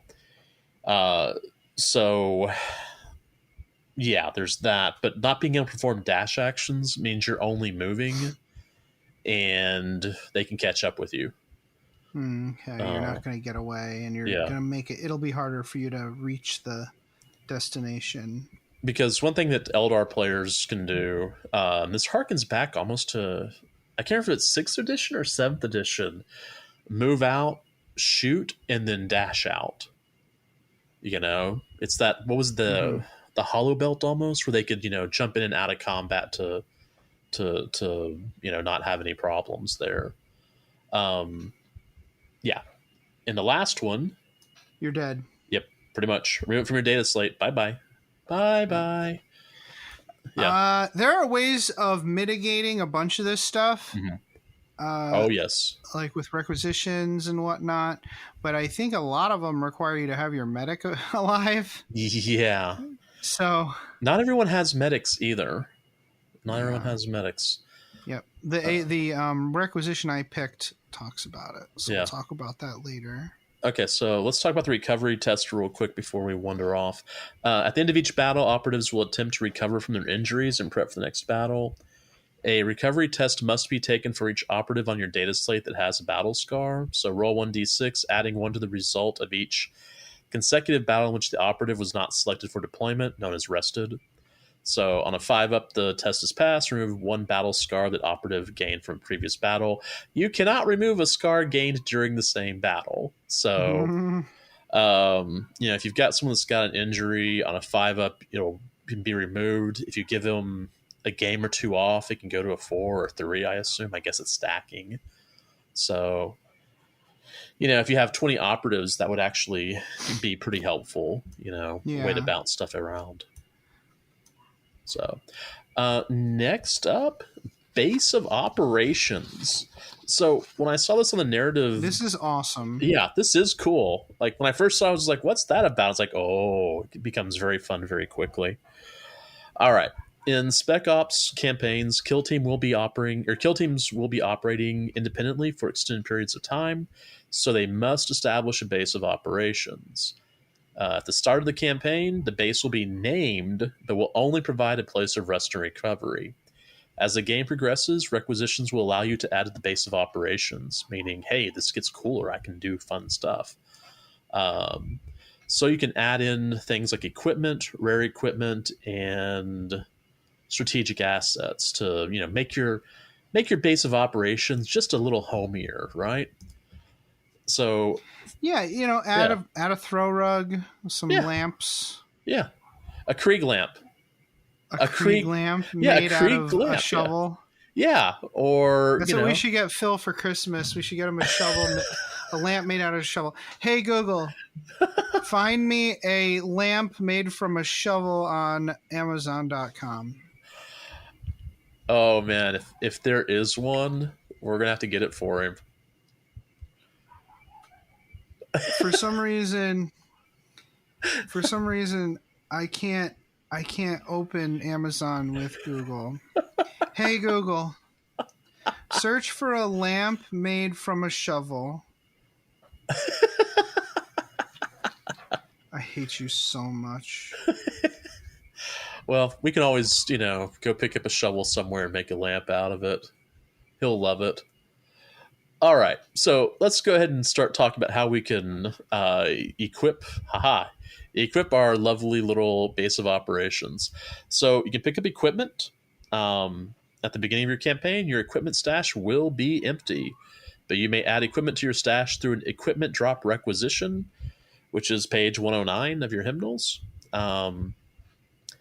Before battle, you can select to equip an operative with the equipment from your stash. So basically, it's just extra cool stuff you've got. Note, and this is a big thing in this book, the quantity of equipment in your stash.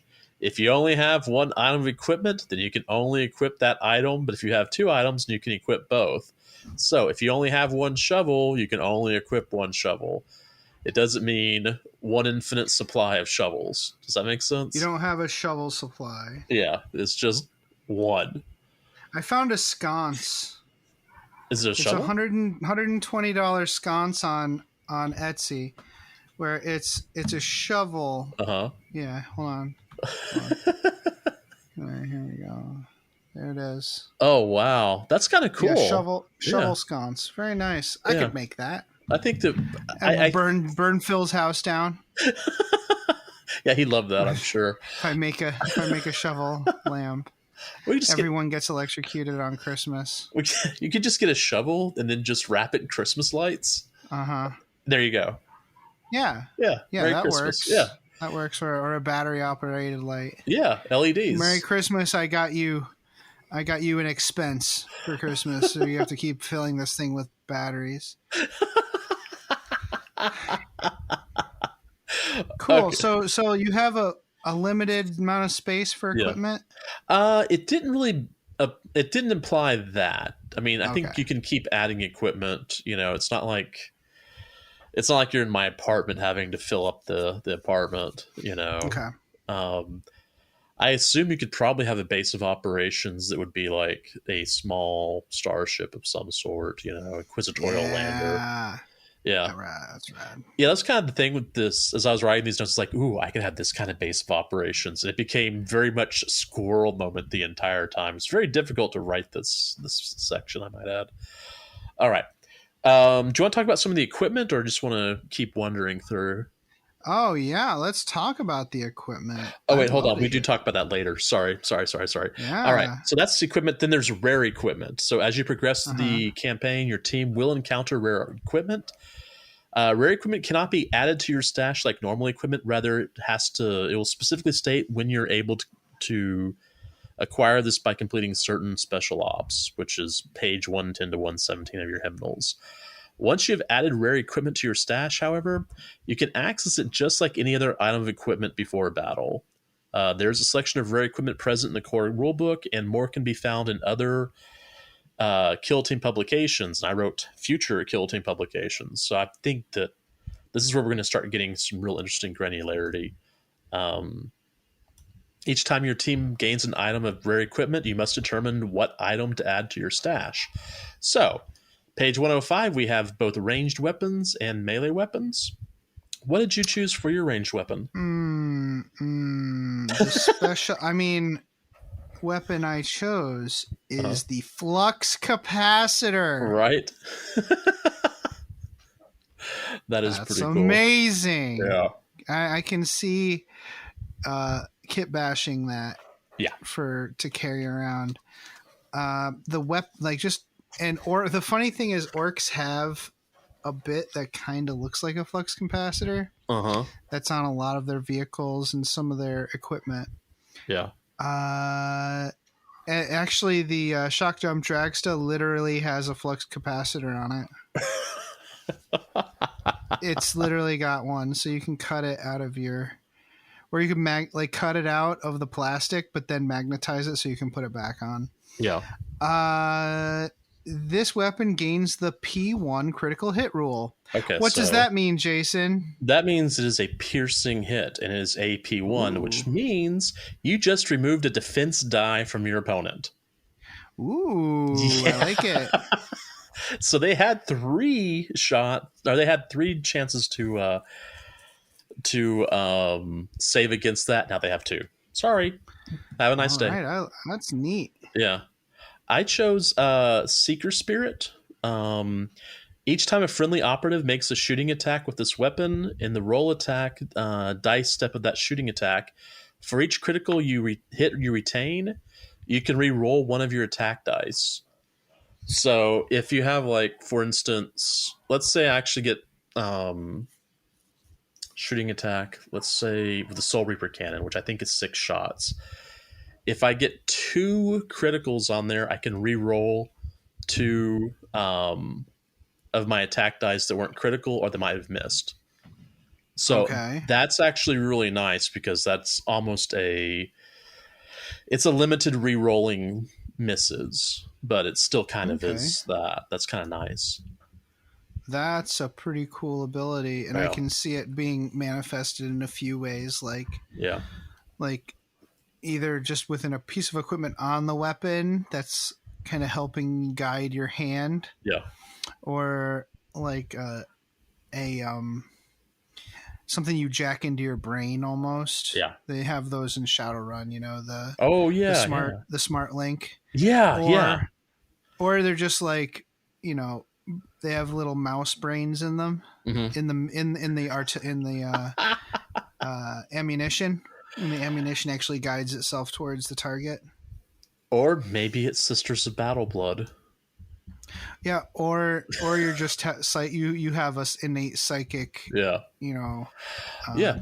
You know where the enemy is going to be, so you shoot in the direction that they're going to be instead of where they are. This could be a lot of fun actually for a Soul Reaper cannon. As I look at this, yeah, that's exactly yes. Yeah. Melee weapons. The melee weapon upgrade I chose is great. It's called the Inertia Displacer, which anybody who used to play D&D during 3rd edition knows the horror of the mercurial weapon, where the haft of the weapon was filled with, or the blade had mercury like a long tube with mercury in it. So as you swing the weapon, the mercury shifts towards the end of the business end of the weapon, increasing the striking force. Oh wow! I think it's something that would be one manifestation of the inertia displacer. I'm sure there's other things you can think of that would do that, but this weapon gains the brutal special rule. Okay, so I can imagine like a power sword, or sorry, like a power thunder hammer, or something like that having this special rule. Okay, so we'll talk about brutal real quick. Each time a friendly operative fights in combat with this weapon, in the resolved successful hit step of that combat, your opponent can only parry with critical hits. So you can only parry with 6s instead of 4s or 5s or 6s or whatever your saving throw is. So normally you parry against the attack. Yeah. Whatever the attack was. So if it's a regular attack versus a regular attack parry, that's fine. You can't stop a critical with a parry. Okay, and there's so very few, and if you go through and remove your regular parries, and they can only be critical successes or criticals, then you're not parrying. You're not parrying, and so you probably should just drop all of your points into, or all of your hits into attacks instead of parries, because you have that choice. Kill them before they kill you. Pretty much, yeah. Ooh. Okay. That is brutal. That's a good special rule. I took Power Enhancer, so you add 1 to both damage characteristics of this weapon. So in here you have, every time you attack with something, you have a regular attack, and then you have a critical attack, and you're just adding 1 to each of those characteristics. And depending on the weapon, it can do some pretty good damage. So I can like. You turn your normal weapon into a power weapon, or pretty much your power weapon becomes more power weapon, more powerful weapon. Well, what's funny is with 1,000 Suns, if you have a power or a damage characteristic of 3, then you have a 2-up save instead of a 3-up, just because it's the, I'm trying if it's all is dust or if that's the rule or not. Yeah, just to make them a little more survivable. That it takes more than just regular weapons to take them out. Of course, that doesn't help anything whenever you're up against plasma guns. Thanks, Keith. So, let's see. Next up is strategic assets. Let's see. So, your base of operations can also have strategic assets to supplement aspects of your campaign. Your base begins without any assets, and you can add them by using the asset acquired requisition, which we will talk about later. Each strategic asset will specify its effects on your special ops campaign, and you can never have more than 1 of each. So each time you add one, you add a strategic asset to your base of operations, and make a note of it in your strategic assets section of your data slate. Which you're pimping your crib. That's right, man. You're trying to make the place livable. Get a nice couch, get yourself a shovel lamp. Shovel lamp, yeah. Fire hazard. Yeah, get a fire hazard. Why not? So the base of operations has a strategic asset capacity of 2, but this can be increased to a max of 5. So, it's like any house. You can only have so much stuff in it until you have to expand or get a new base. Or you just buy a new house for your cats for them to live in, or buy yourself a house to live in. Let your cats live in your house. Yeah, that's starting to As I look saw at this the vacuum cleaner moved. Yes, it did. Oh, well, at least that's something. Oh, I actually used it too, and I had to go through and redo the place because yes, everyone else, Adam's been trolling me about not going through and moving this vacuum cleaner for a while. Well, first it started with a cat hair. Yeah. And then there was a vacuum cleaner, and still there was cat hair, but it does look like there's a lot less cat hair. Okay, so there's less cat hair on the windward side of the weights where the vacuum occurred, but then behind the weights there's still cat hair. So I'm guessing that the vacuuming was a cursory pass. Oh no, I went through and vacuumed, then I moved the weights around. Oh, okay. So the cat just likes hanging out behind the weights. Oh yeah, I have a what's it called? I have an automated laser light that goes off, and the cats play with it like at 2 or 3 in the morning. Amazing. That's great. Yeah, it's easier than me having to remember where I put the little red laser If pointer. I ever stay at your house and I get up to go to the bathroom in the middle of the night, and all of a sudden I'm getting like shot in the face with a laser.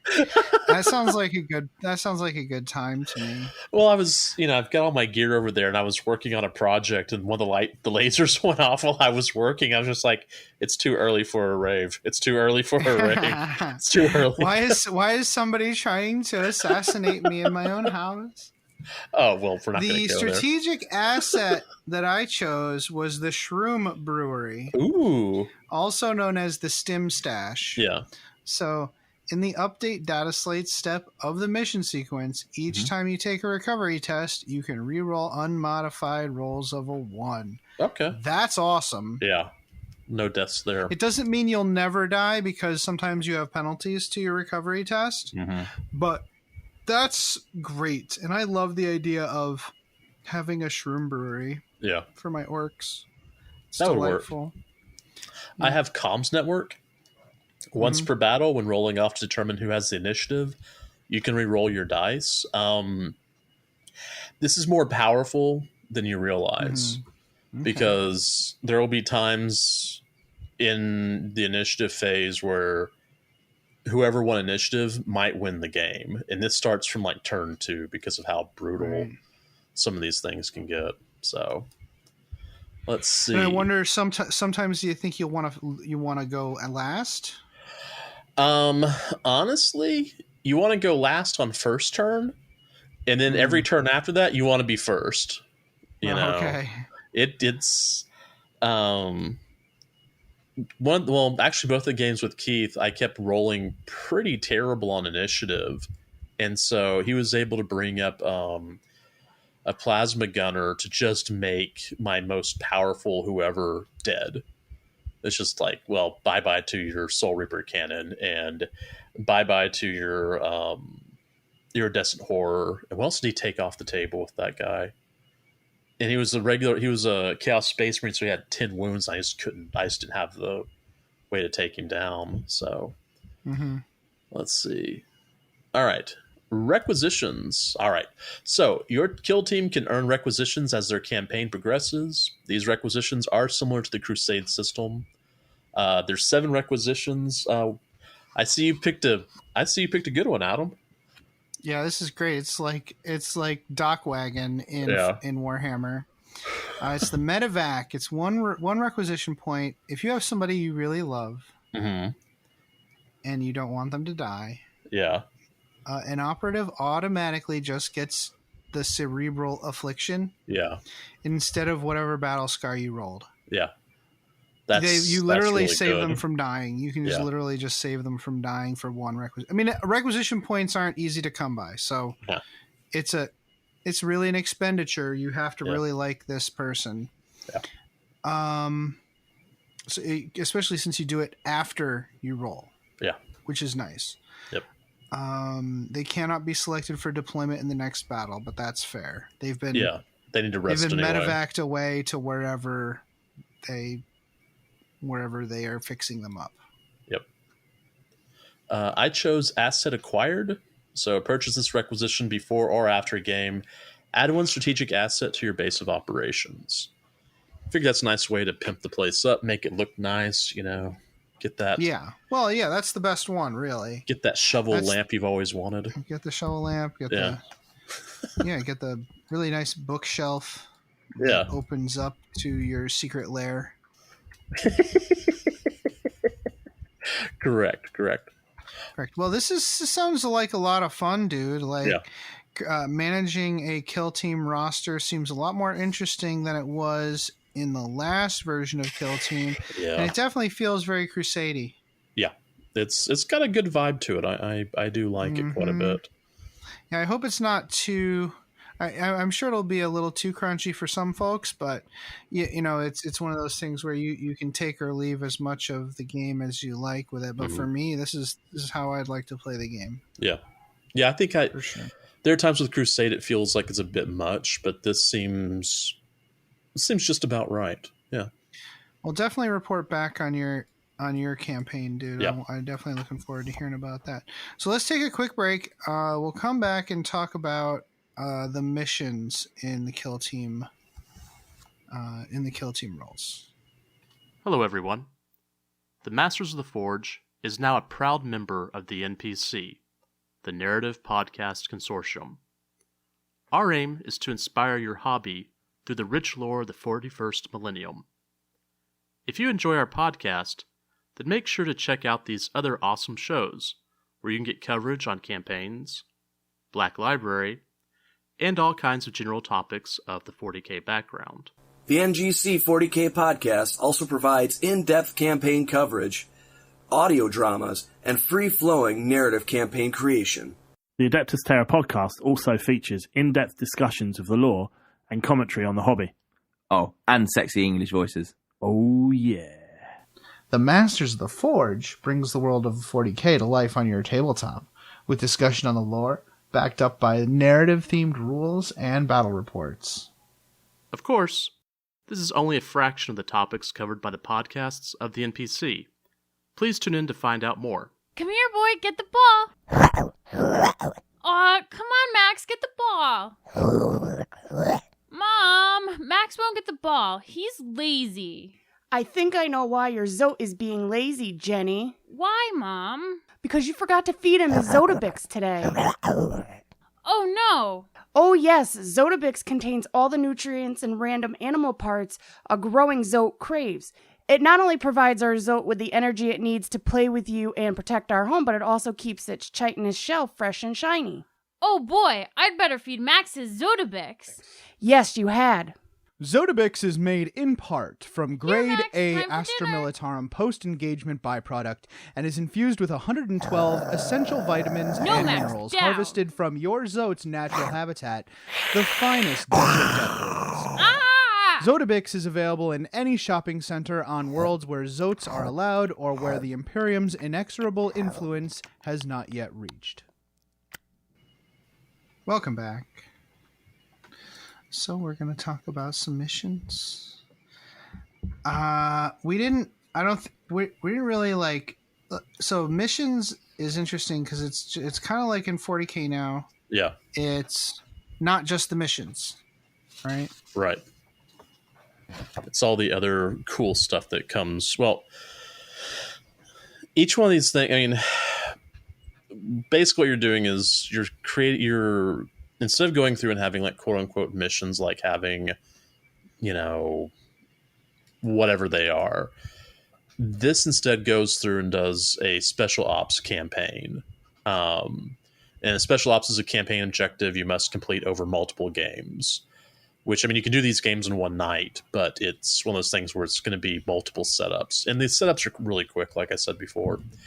So by completing these operations across a series of missions, your team will earn commendations, which are essentially awards such as requisition points, experience points, equipment, and other goodies. I am sure, in fact, I am positive, that future kill team releases will contain specialized, maybe even faction-specific special ops scenarios. Yeah, even the last version did. Yeah.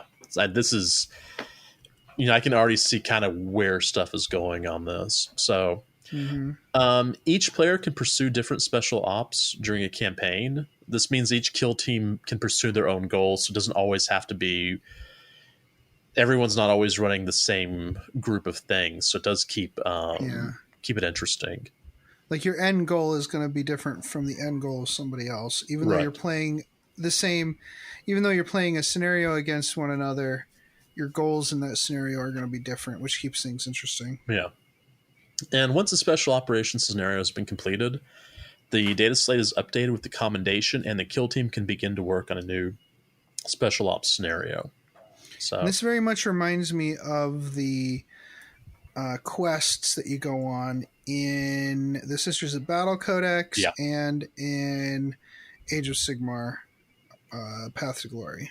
Yeah, definitely. There are 10 special ops. We each chose a favorite, but the 10 are elimination, recover archaeotech, perform ritual, which I liked, demolition, infiltrate the enemy, purge order, breakout, extraction, honor bound, and secure district. Let's see. Yeah. So there's a bunch of different ones. Again, I'm sure there'll be more based on your faction. The one I chose is infiltrate the enemy. This one felt very kill teamy. Yeah. So the first operation that you have to complete is gather intelligence. So this includes stealing information and equipment like enemy uniforms. That'll make it easier to infiltrate later. So you have to complete 5 games in which you scored victory points from the rob and ransack, implant, and or behind enemy lines tactical operation. Okay. Mm-hmm. So you complete any of those kind of secondary objectives and you rack up your tally for gather intelligence. Yeah. And then you can plant operative. So this person has the uniform, has the information about like who's on duty that night. Maybe they have a key card that lets them get into the facility, whatever. Mm-hmm.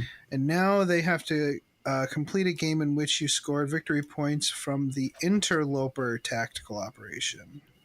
Cool. Which I actually chose as a as my example later. So the commendation, if you complete this, is you get 1 requisition point.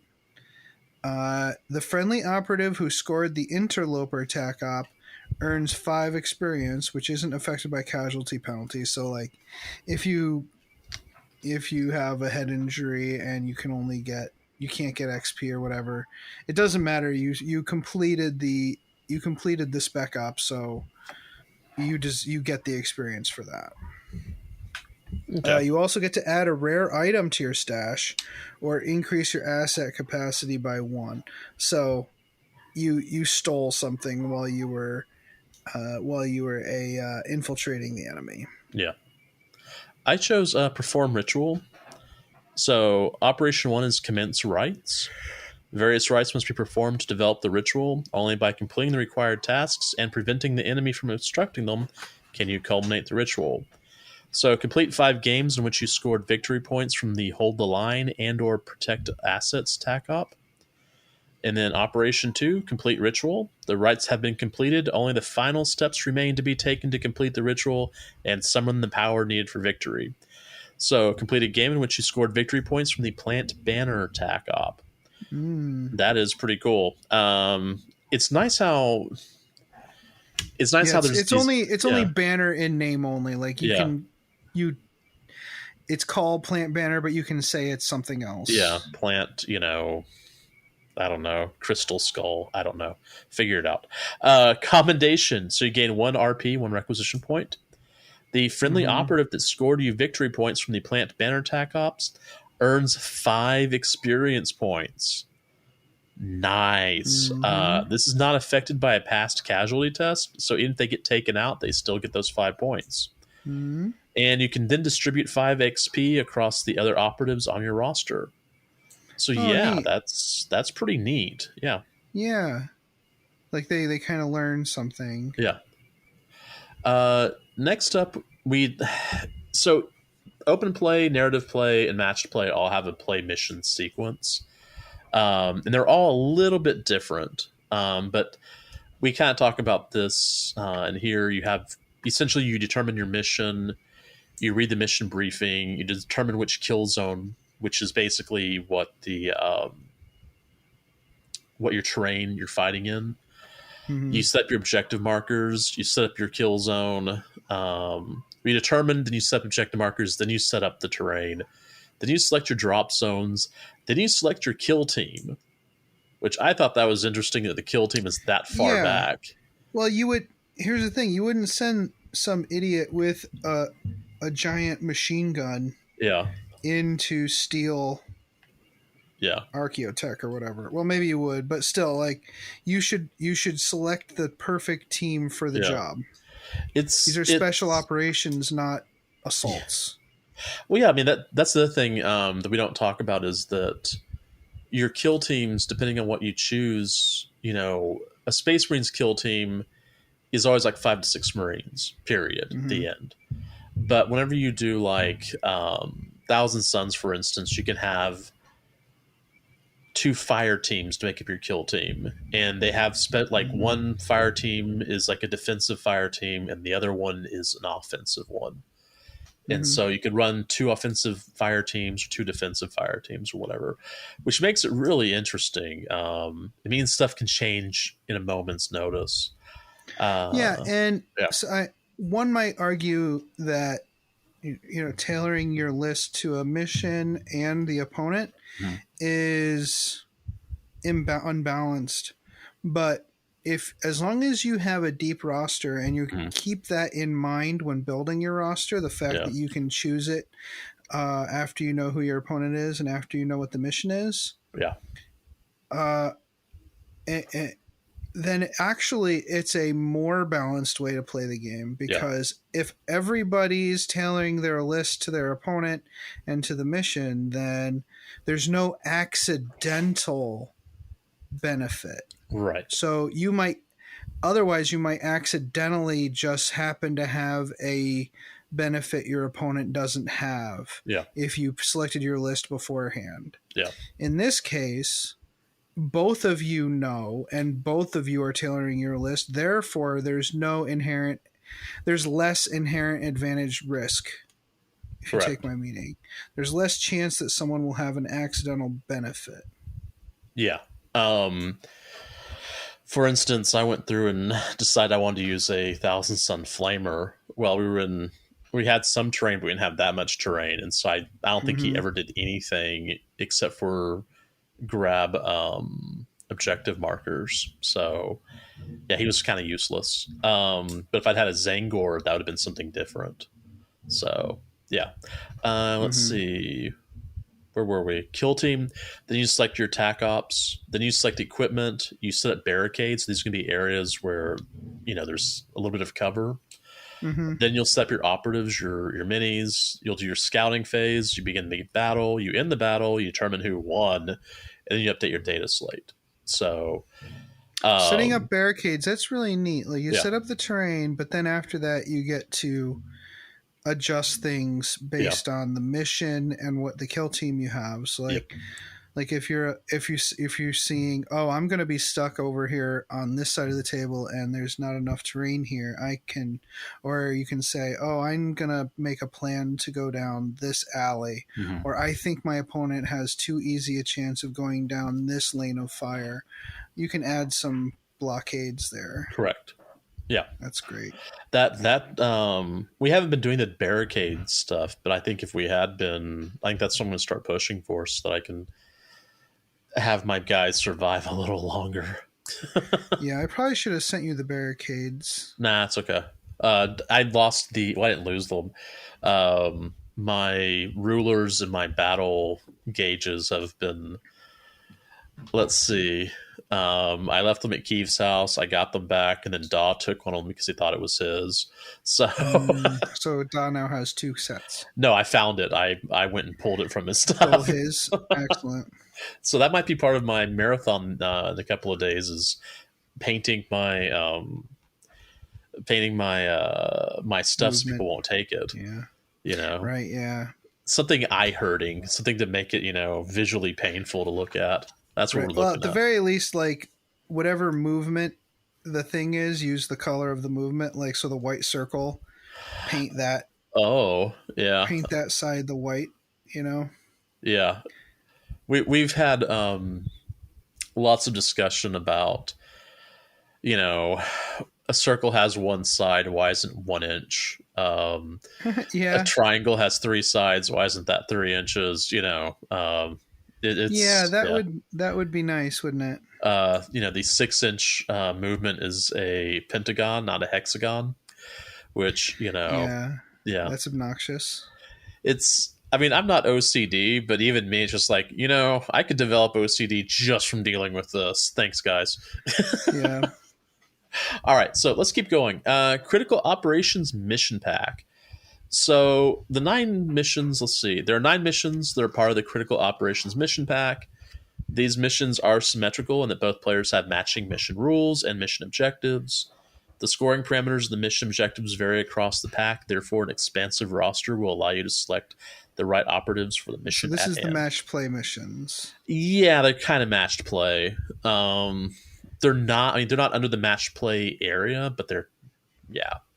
Okay.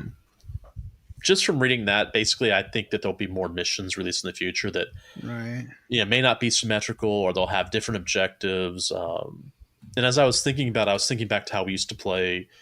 We used to overlay multiple missions and create Maelstrom type objectives just to kind of give more flavor and more everything, So it also probably means that we're going to have missions released for specific factions. I can see that. Although the missions that they have are so, I guess, broadly interpreted. You just have to kind of rename them. That I just, I don't.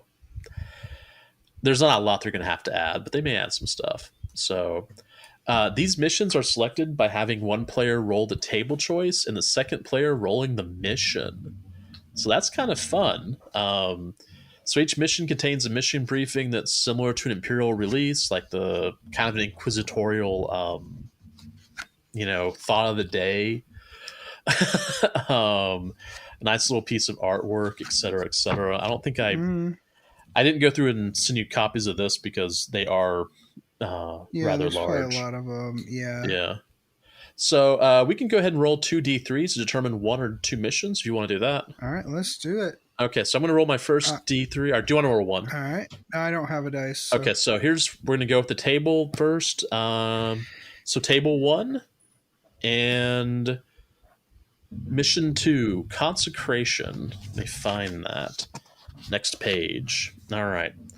Mission briefing. I'm not going to go through and put all the extra stuff, but the heretics have attempted to befoul countless shrines dedicated to beatified martyrs of the Emperor. How did I get beatified correct by just totally trashed martyrs? All right. The traitors have scratched their vile symbols to obscure and obliterate righteous praise to the Emperor. Bullet point. Such an insult cannot go unpunished. Bullet point. Such taint cannot be left unpurged. And phrasing. Bullet point. Your mission is one of vengeance. Punish the heretic for their desecration. Bullet point. It is one of penitence. An act of atonement for permitting such heinousness. Bullet point. It is one of cleansing. Remove the blasphemy and purge its taint. Anyway, thought for the day. A small mind is easily filled with faith. It's true. Yeah, it's very true. So the mission rules on this: drop zones. When a player sets up an operative, it must be wholly within one of their drop zones. Operatives can perform the following mission actions. So consecrate ground.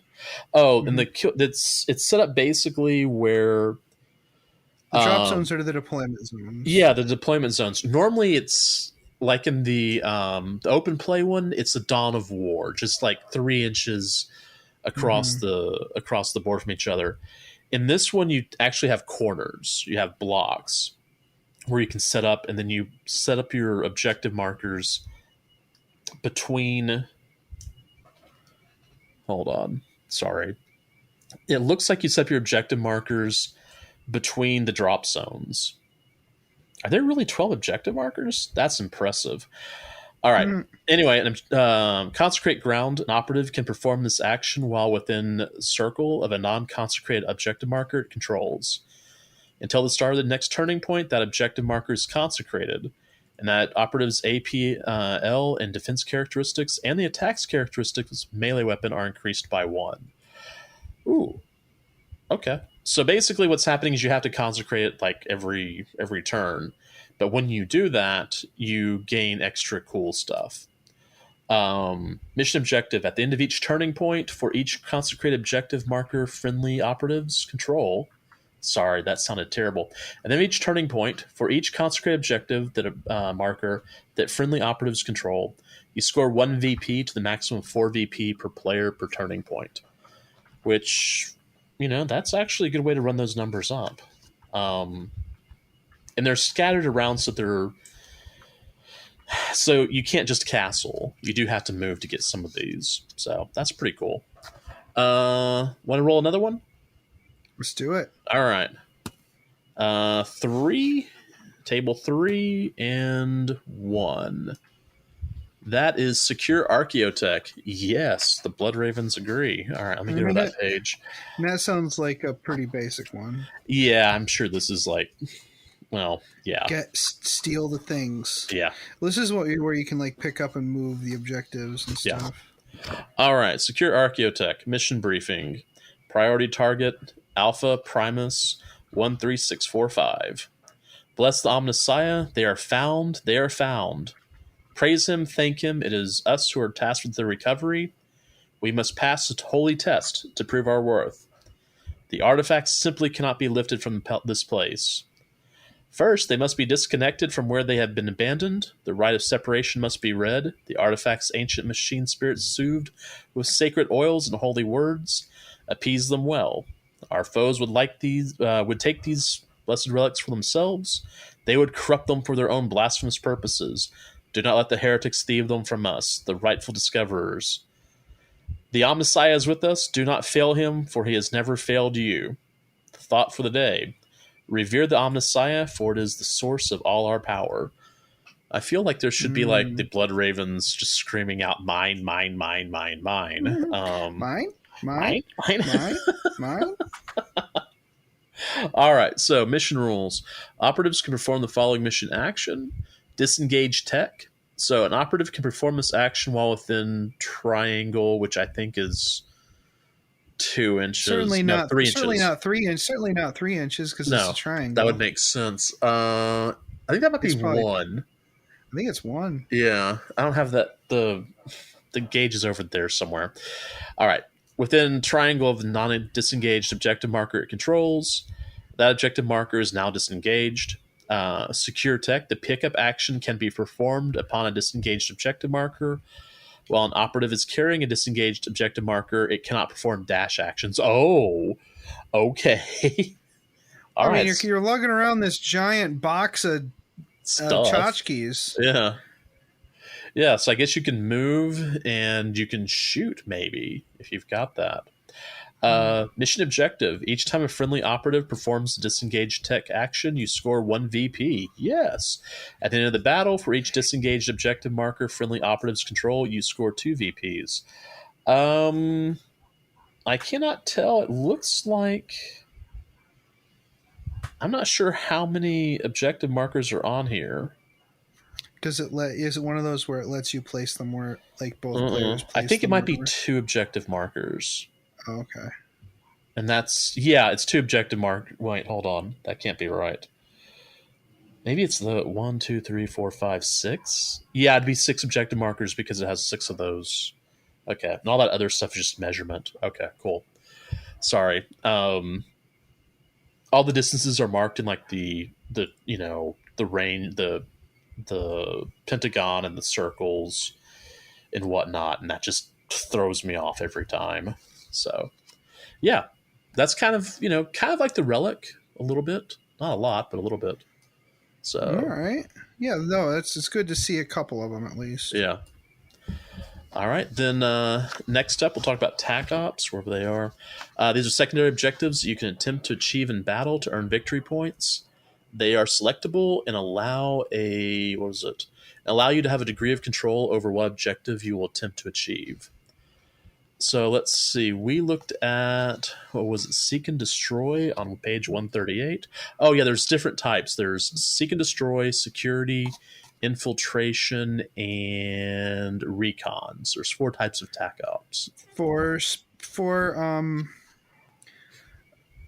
different specialisms of TAC Ops. Yes. Good. You managed to bring in specialism. Hey, I said it correctly. All right. Cool. Yay, me. All right. Cool. So, I am terribly sorry. I need to open up the chat there because apparently I did not write it down. Well, I've got Robin Ransack is what you wrote down. Do you want me to read it for him? Yeah. Will you read that one? Okay, Robin Ransack. You can reveal this TAC op when an enemy operative is incapacitated by a friendly operative within triangle of it. And that friendly operative is more than square from other enemy operatives.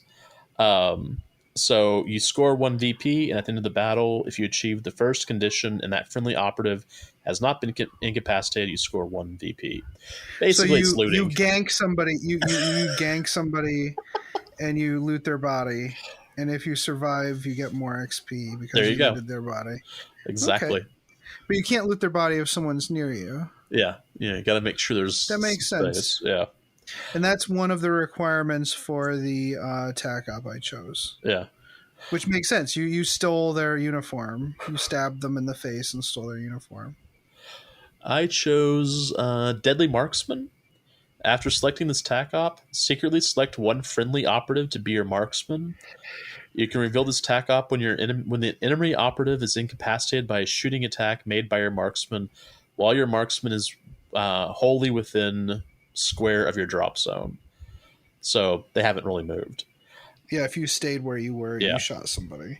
So if any other enemy operatives are incapacitated by another shooting attack made by your marksman, you score VP. At the end of the battle, if you achieve the first condition and your marksman has not been incapacitated, you score 1 VP. So you can actually, if you've got like a nice long range powerful weapon that no one's managed to block you, you could score quite a few VPs real quick. Yeah. All right. Next up, the next objective specialism is security.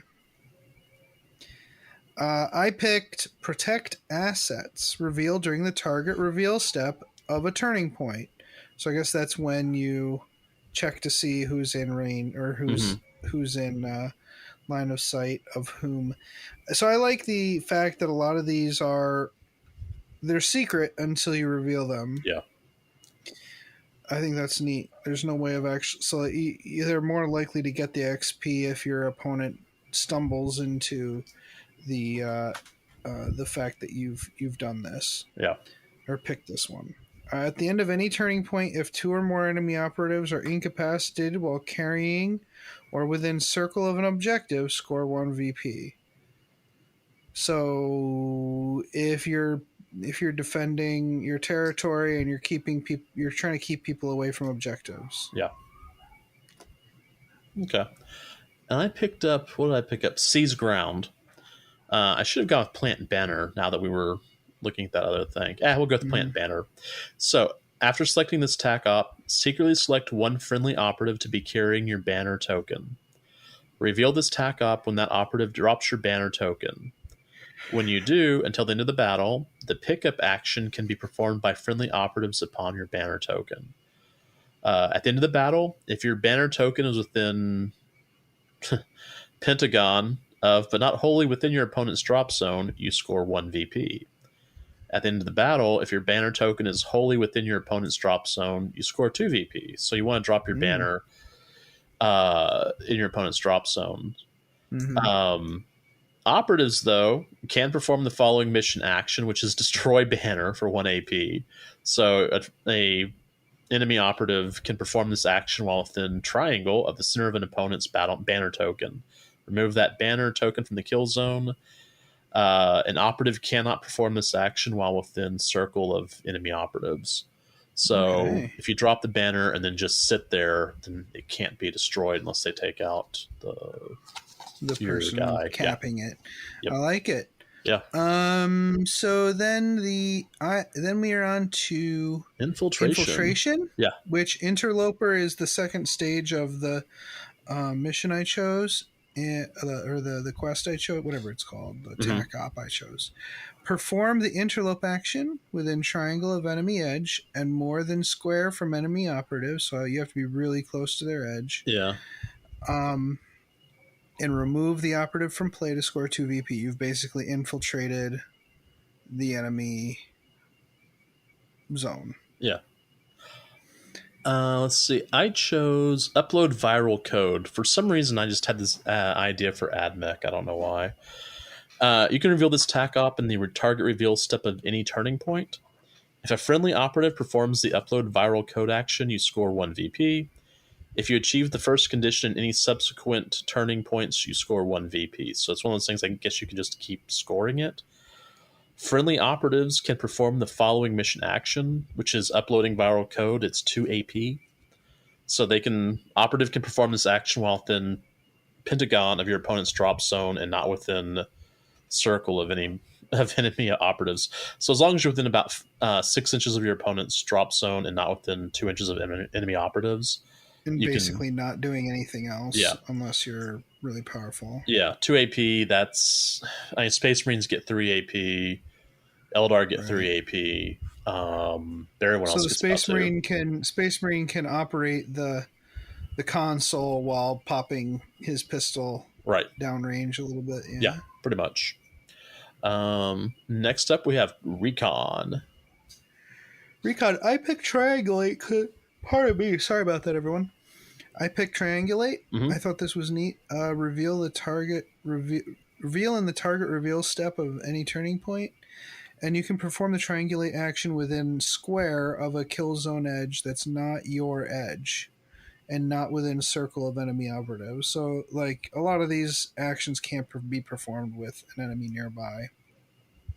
You get 1 VP if you manage to triangulate 2 edges, which, that's not a triangulation, but okay. And you get 2 VP if you do all 3 edges. And I think this would be really cool, like, as a mission to play before you play a game with lots of artillery, like a 40k game with lots of artillery. Oh, yeah. Yeah. You could even play it on the battlefield that you're going to play 40k on. Yeah. And then once this game is over, just start deploying your 40k game. Yeah, definitely. It might be neat. I went with Plant Signal Beacon. You must reveal this TAC op when a friendly operative performs the Plant Signal Beacon action. At the end of your battle, if the Signal Beacon token is within pentagon of your opponent's drop zone, you score 2 VP. Once per battle, a friendly operative can perform the following mission action, which is Plant the Signal Beacon. It's 2 AP, so that means you somehow got to get there, wait a turn, and then plant. Place a signal beacon within 1 inch of this operative. An operative cannot perform this action while within 2 inches of enemy operatives. If any enemy operatives finishes a move within 1 inch of the center of their signal beacon token and more than 2 inches from friendly operatives, remove that signal beacon token. So you have to plant it and then kind of sit there, make sure no one can get it. So right, yeah, okay, but yeah, those are your TAC ops, or tacos. Not too bad, not as many as there have been in the past. Right, and again, hopefully there'll be more. Just like in 40k, where we had a bunch of secondary objectives for different factions. Hopefully it'll add more for the other factions. Yeah. It'll be fun. Yeah. Awesome. So, I think with the different layering of mission, like not just things to do in the mission, but also things to do in the campaign for long-term goals and quests and stuff. I think that will keep the interest as the campaign progresses. One thing I really like, as I've been thinking about it, is you actually select the tacos, whatever, that you want before the game. So it's not like one of those things where you have to sit there and remember all these tacs you've got to do, or you have access to, which ones you've got. I think that's pretty cool. It gives you more of a focus. Yep. And I can see someone narratively deciding, well, even though anybody could perform these objectives, I kind of want this one character in specific to do it because they're, like my Marba or my Lictor or whatever, the guy, the one who I want to have fame and fortune. So yeah. All right, cool. Well, let's take a quick break, come back, and close out the show. This is David Annandale, and you're listening to Masters of the Forge, where they bring the world of Warhammer 40,000 to life on your tabletop. Hey Archons, does 9th edition have you feeling like the Slith Party Bus just doesn't have enough party for you? Well, if you want to put a little shock back into your shock brow, you need the Slith Party On! That's right, Archons. For 736 points, you can take 3 Archons, 12 Slith, and a Tantalus. It's the Slith Party On! Now, I know what you're thinking. Couldn't I take Drazar, 15 Incubi, and a Tantalus, a.k.a. the Incubi Murder Boat, for 51 less points? Sure, you could, but it wouldn't be the Slith Party On! But is it legal? Oh, yeah! Is it awesome? Oh, yeah! Is it any good on the table? No! It's the all-new Slith Party On. Sort of awesome. Party On! Really hilarious. Party On! It's the Slith Party On!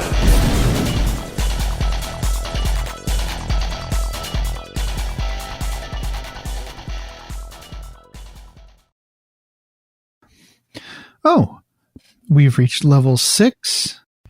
Once again, thanks to Games Workshop for sending us this box set. It allowed us to get going a lot sooner on the playing and the using of the book than we normally would have.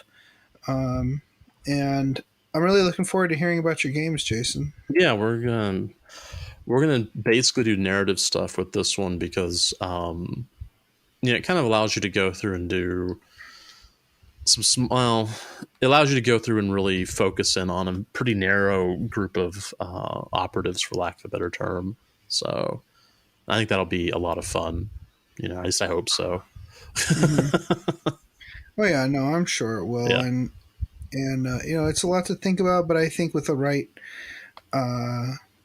tools, mm-hmm. right, like I think they give you ideas for data sheets and stuff that you can use to keep things organized. It'll be a lot easier to do it in person than in we did with Tabletop Simulator. Although it would be nice to get some Tabletop Simulator kill team going on with you, dude. I'd like that very much. It'd be pretty easy to put together. I mean, the only thing that ever gets tricky is trying to measure sometimes, or seeing through terrain or not.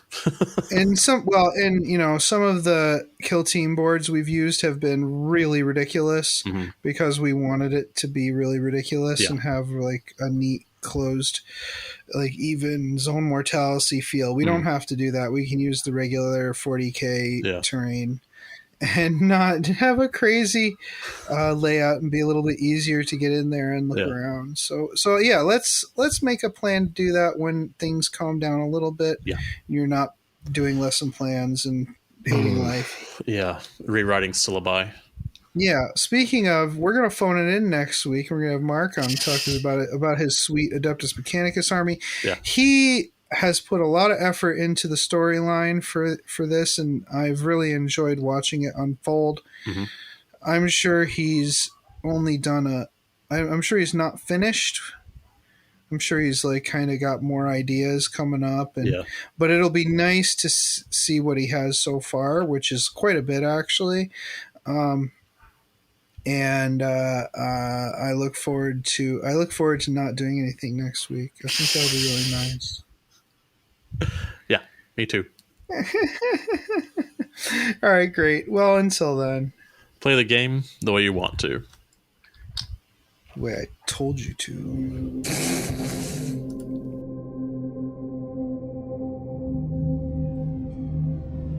We'd love it if you could give us a positive rating and review on iTunes. If you'd like to keep in contact with us, you can follow us on Facebook or Twitter by searching for Masters of the Forge. And you can follow our hobby progress on Instagram with the hashtag Masters of the Forge. If you'd like to engage with us directly, you can always join our Discord server. To do so, or if you have any questions, topic suggestions, or if you'd like to advertise your creative hobby endeavor, contact us at mastersoftheforge@gmail.com. Please consider supporting us on Patreon at patreon.com/mastersoftheforge. Thanks. This podcast is protected by the Creative Commons Attribution, No Derivatives, Non-Commercial International License. More information about this license and contact information if you have any requests can be found at our blog, mastersoftheforge.com. The music used in this podcast was made by Podod of the duo Sublevel 3. The track is used with his permission.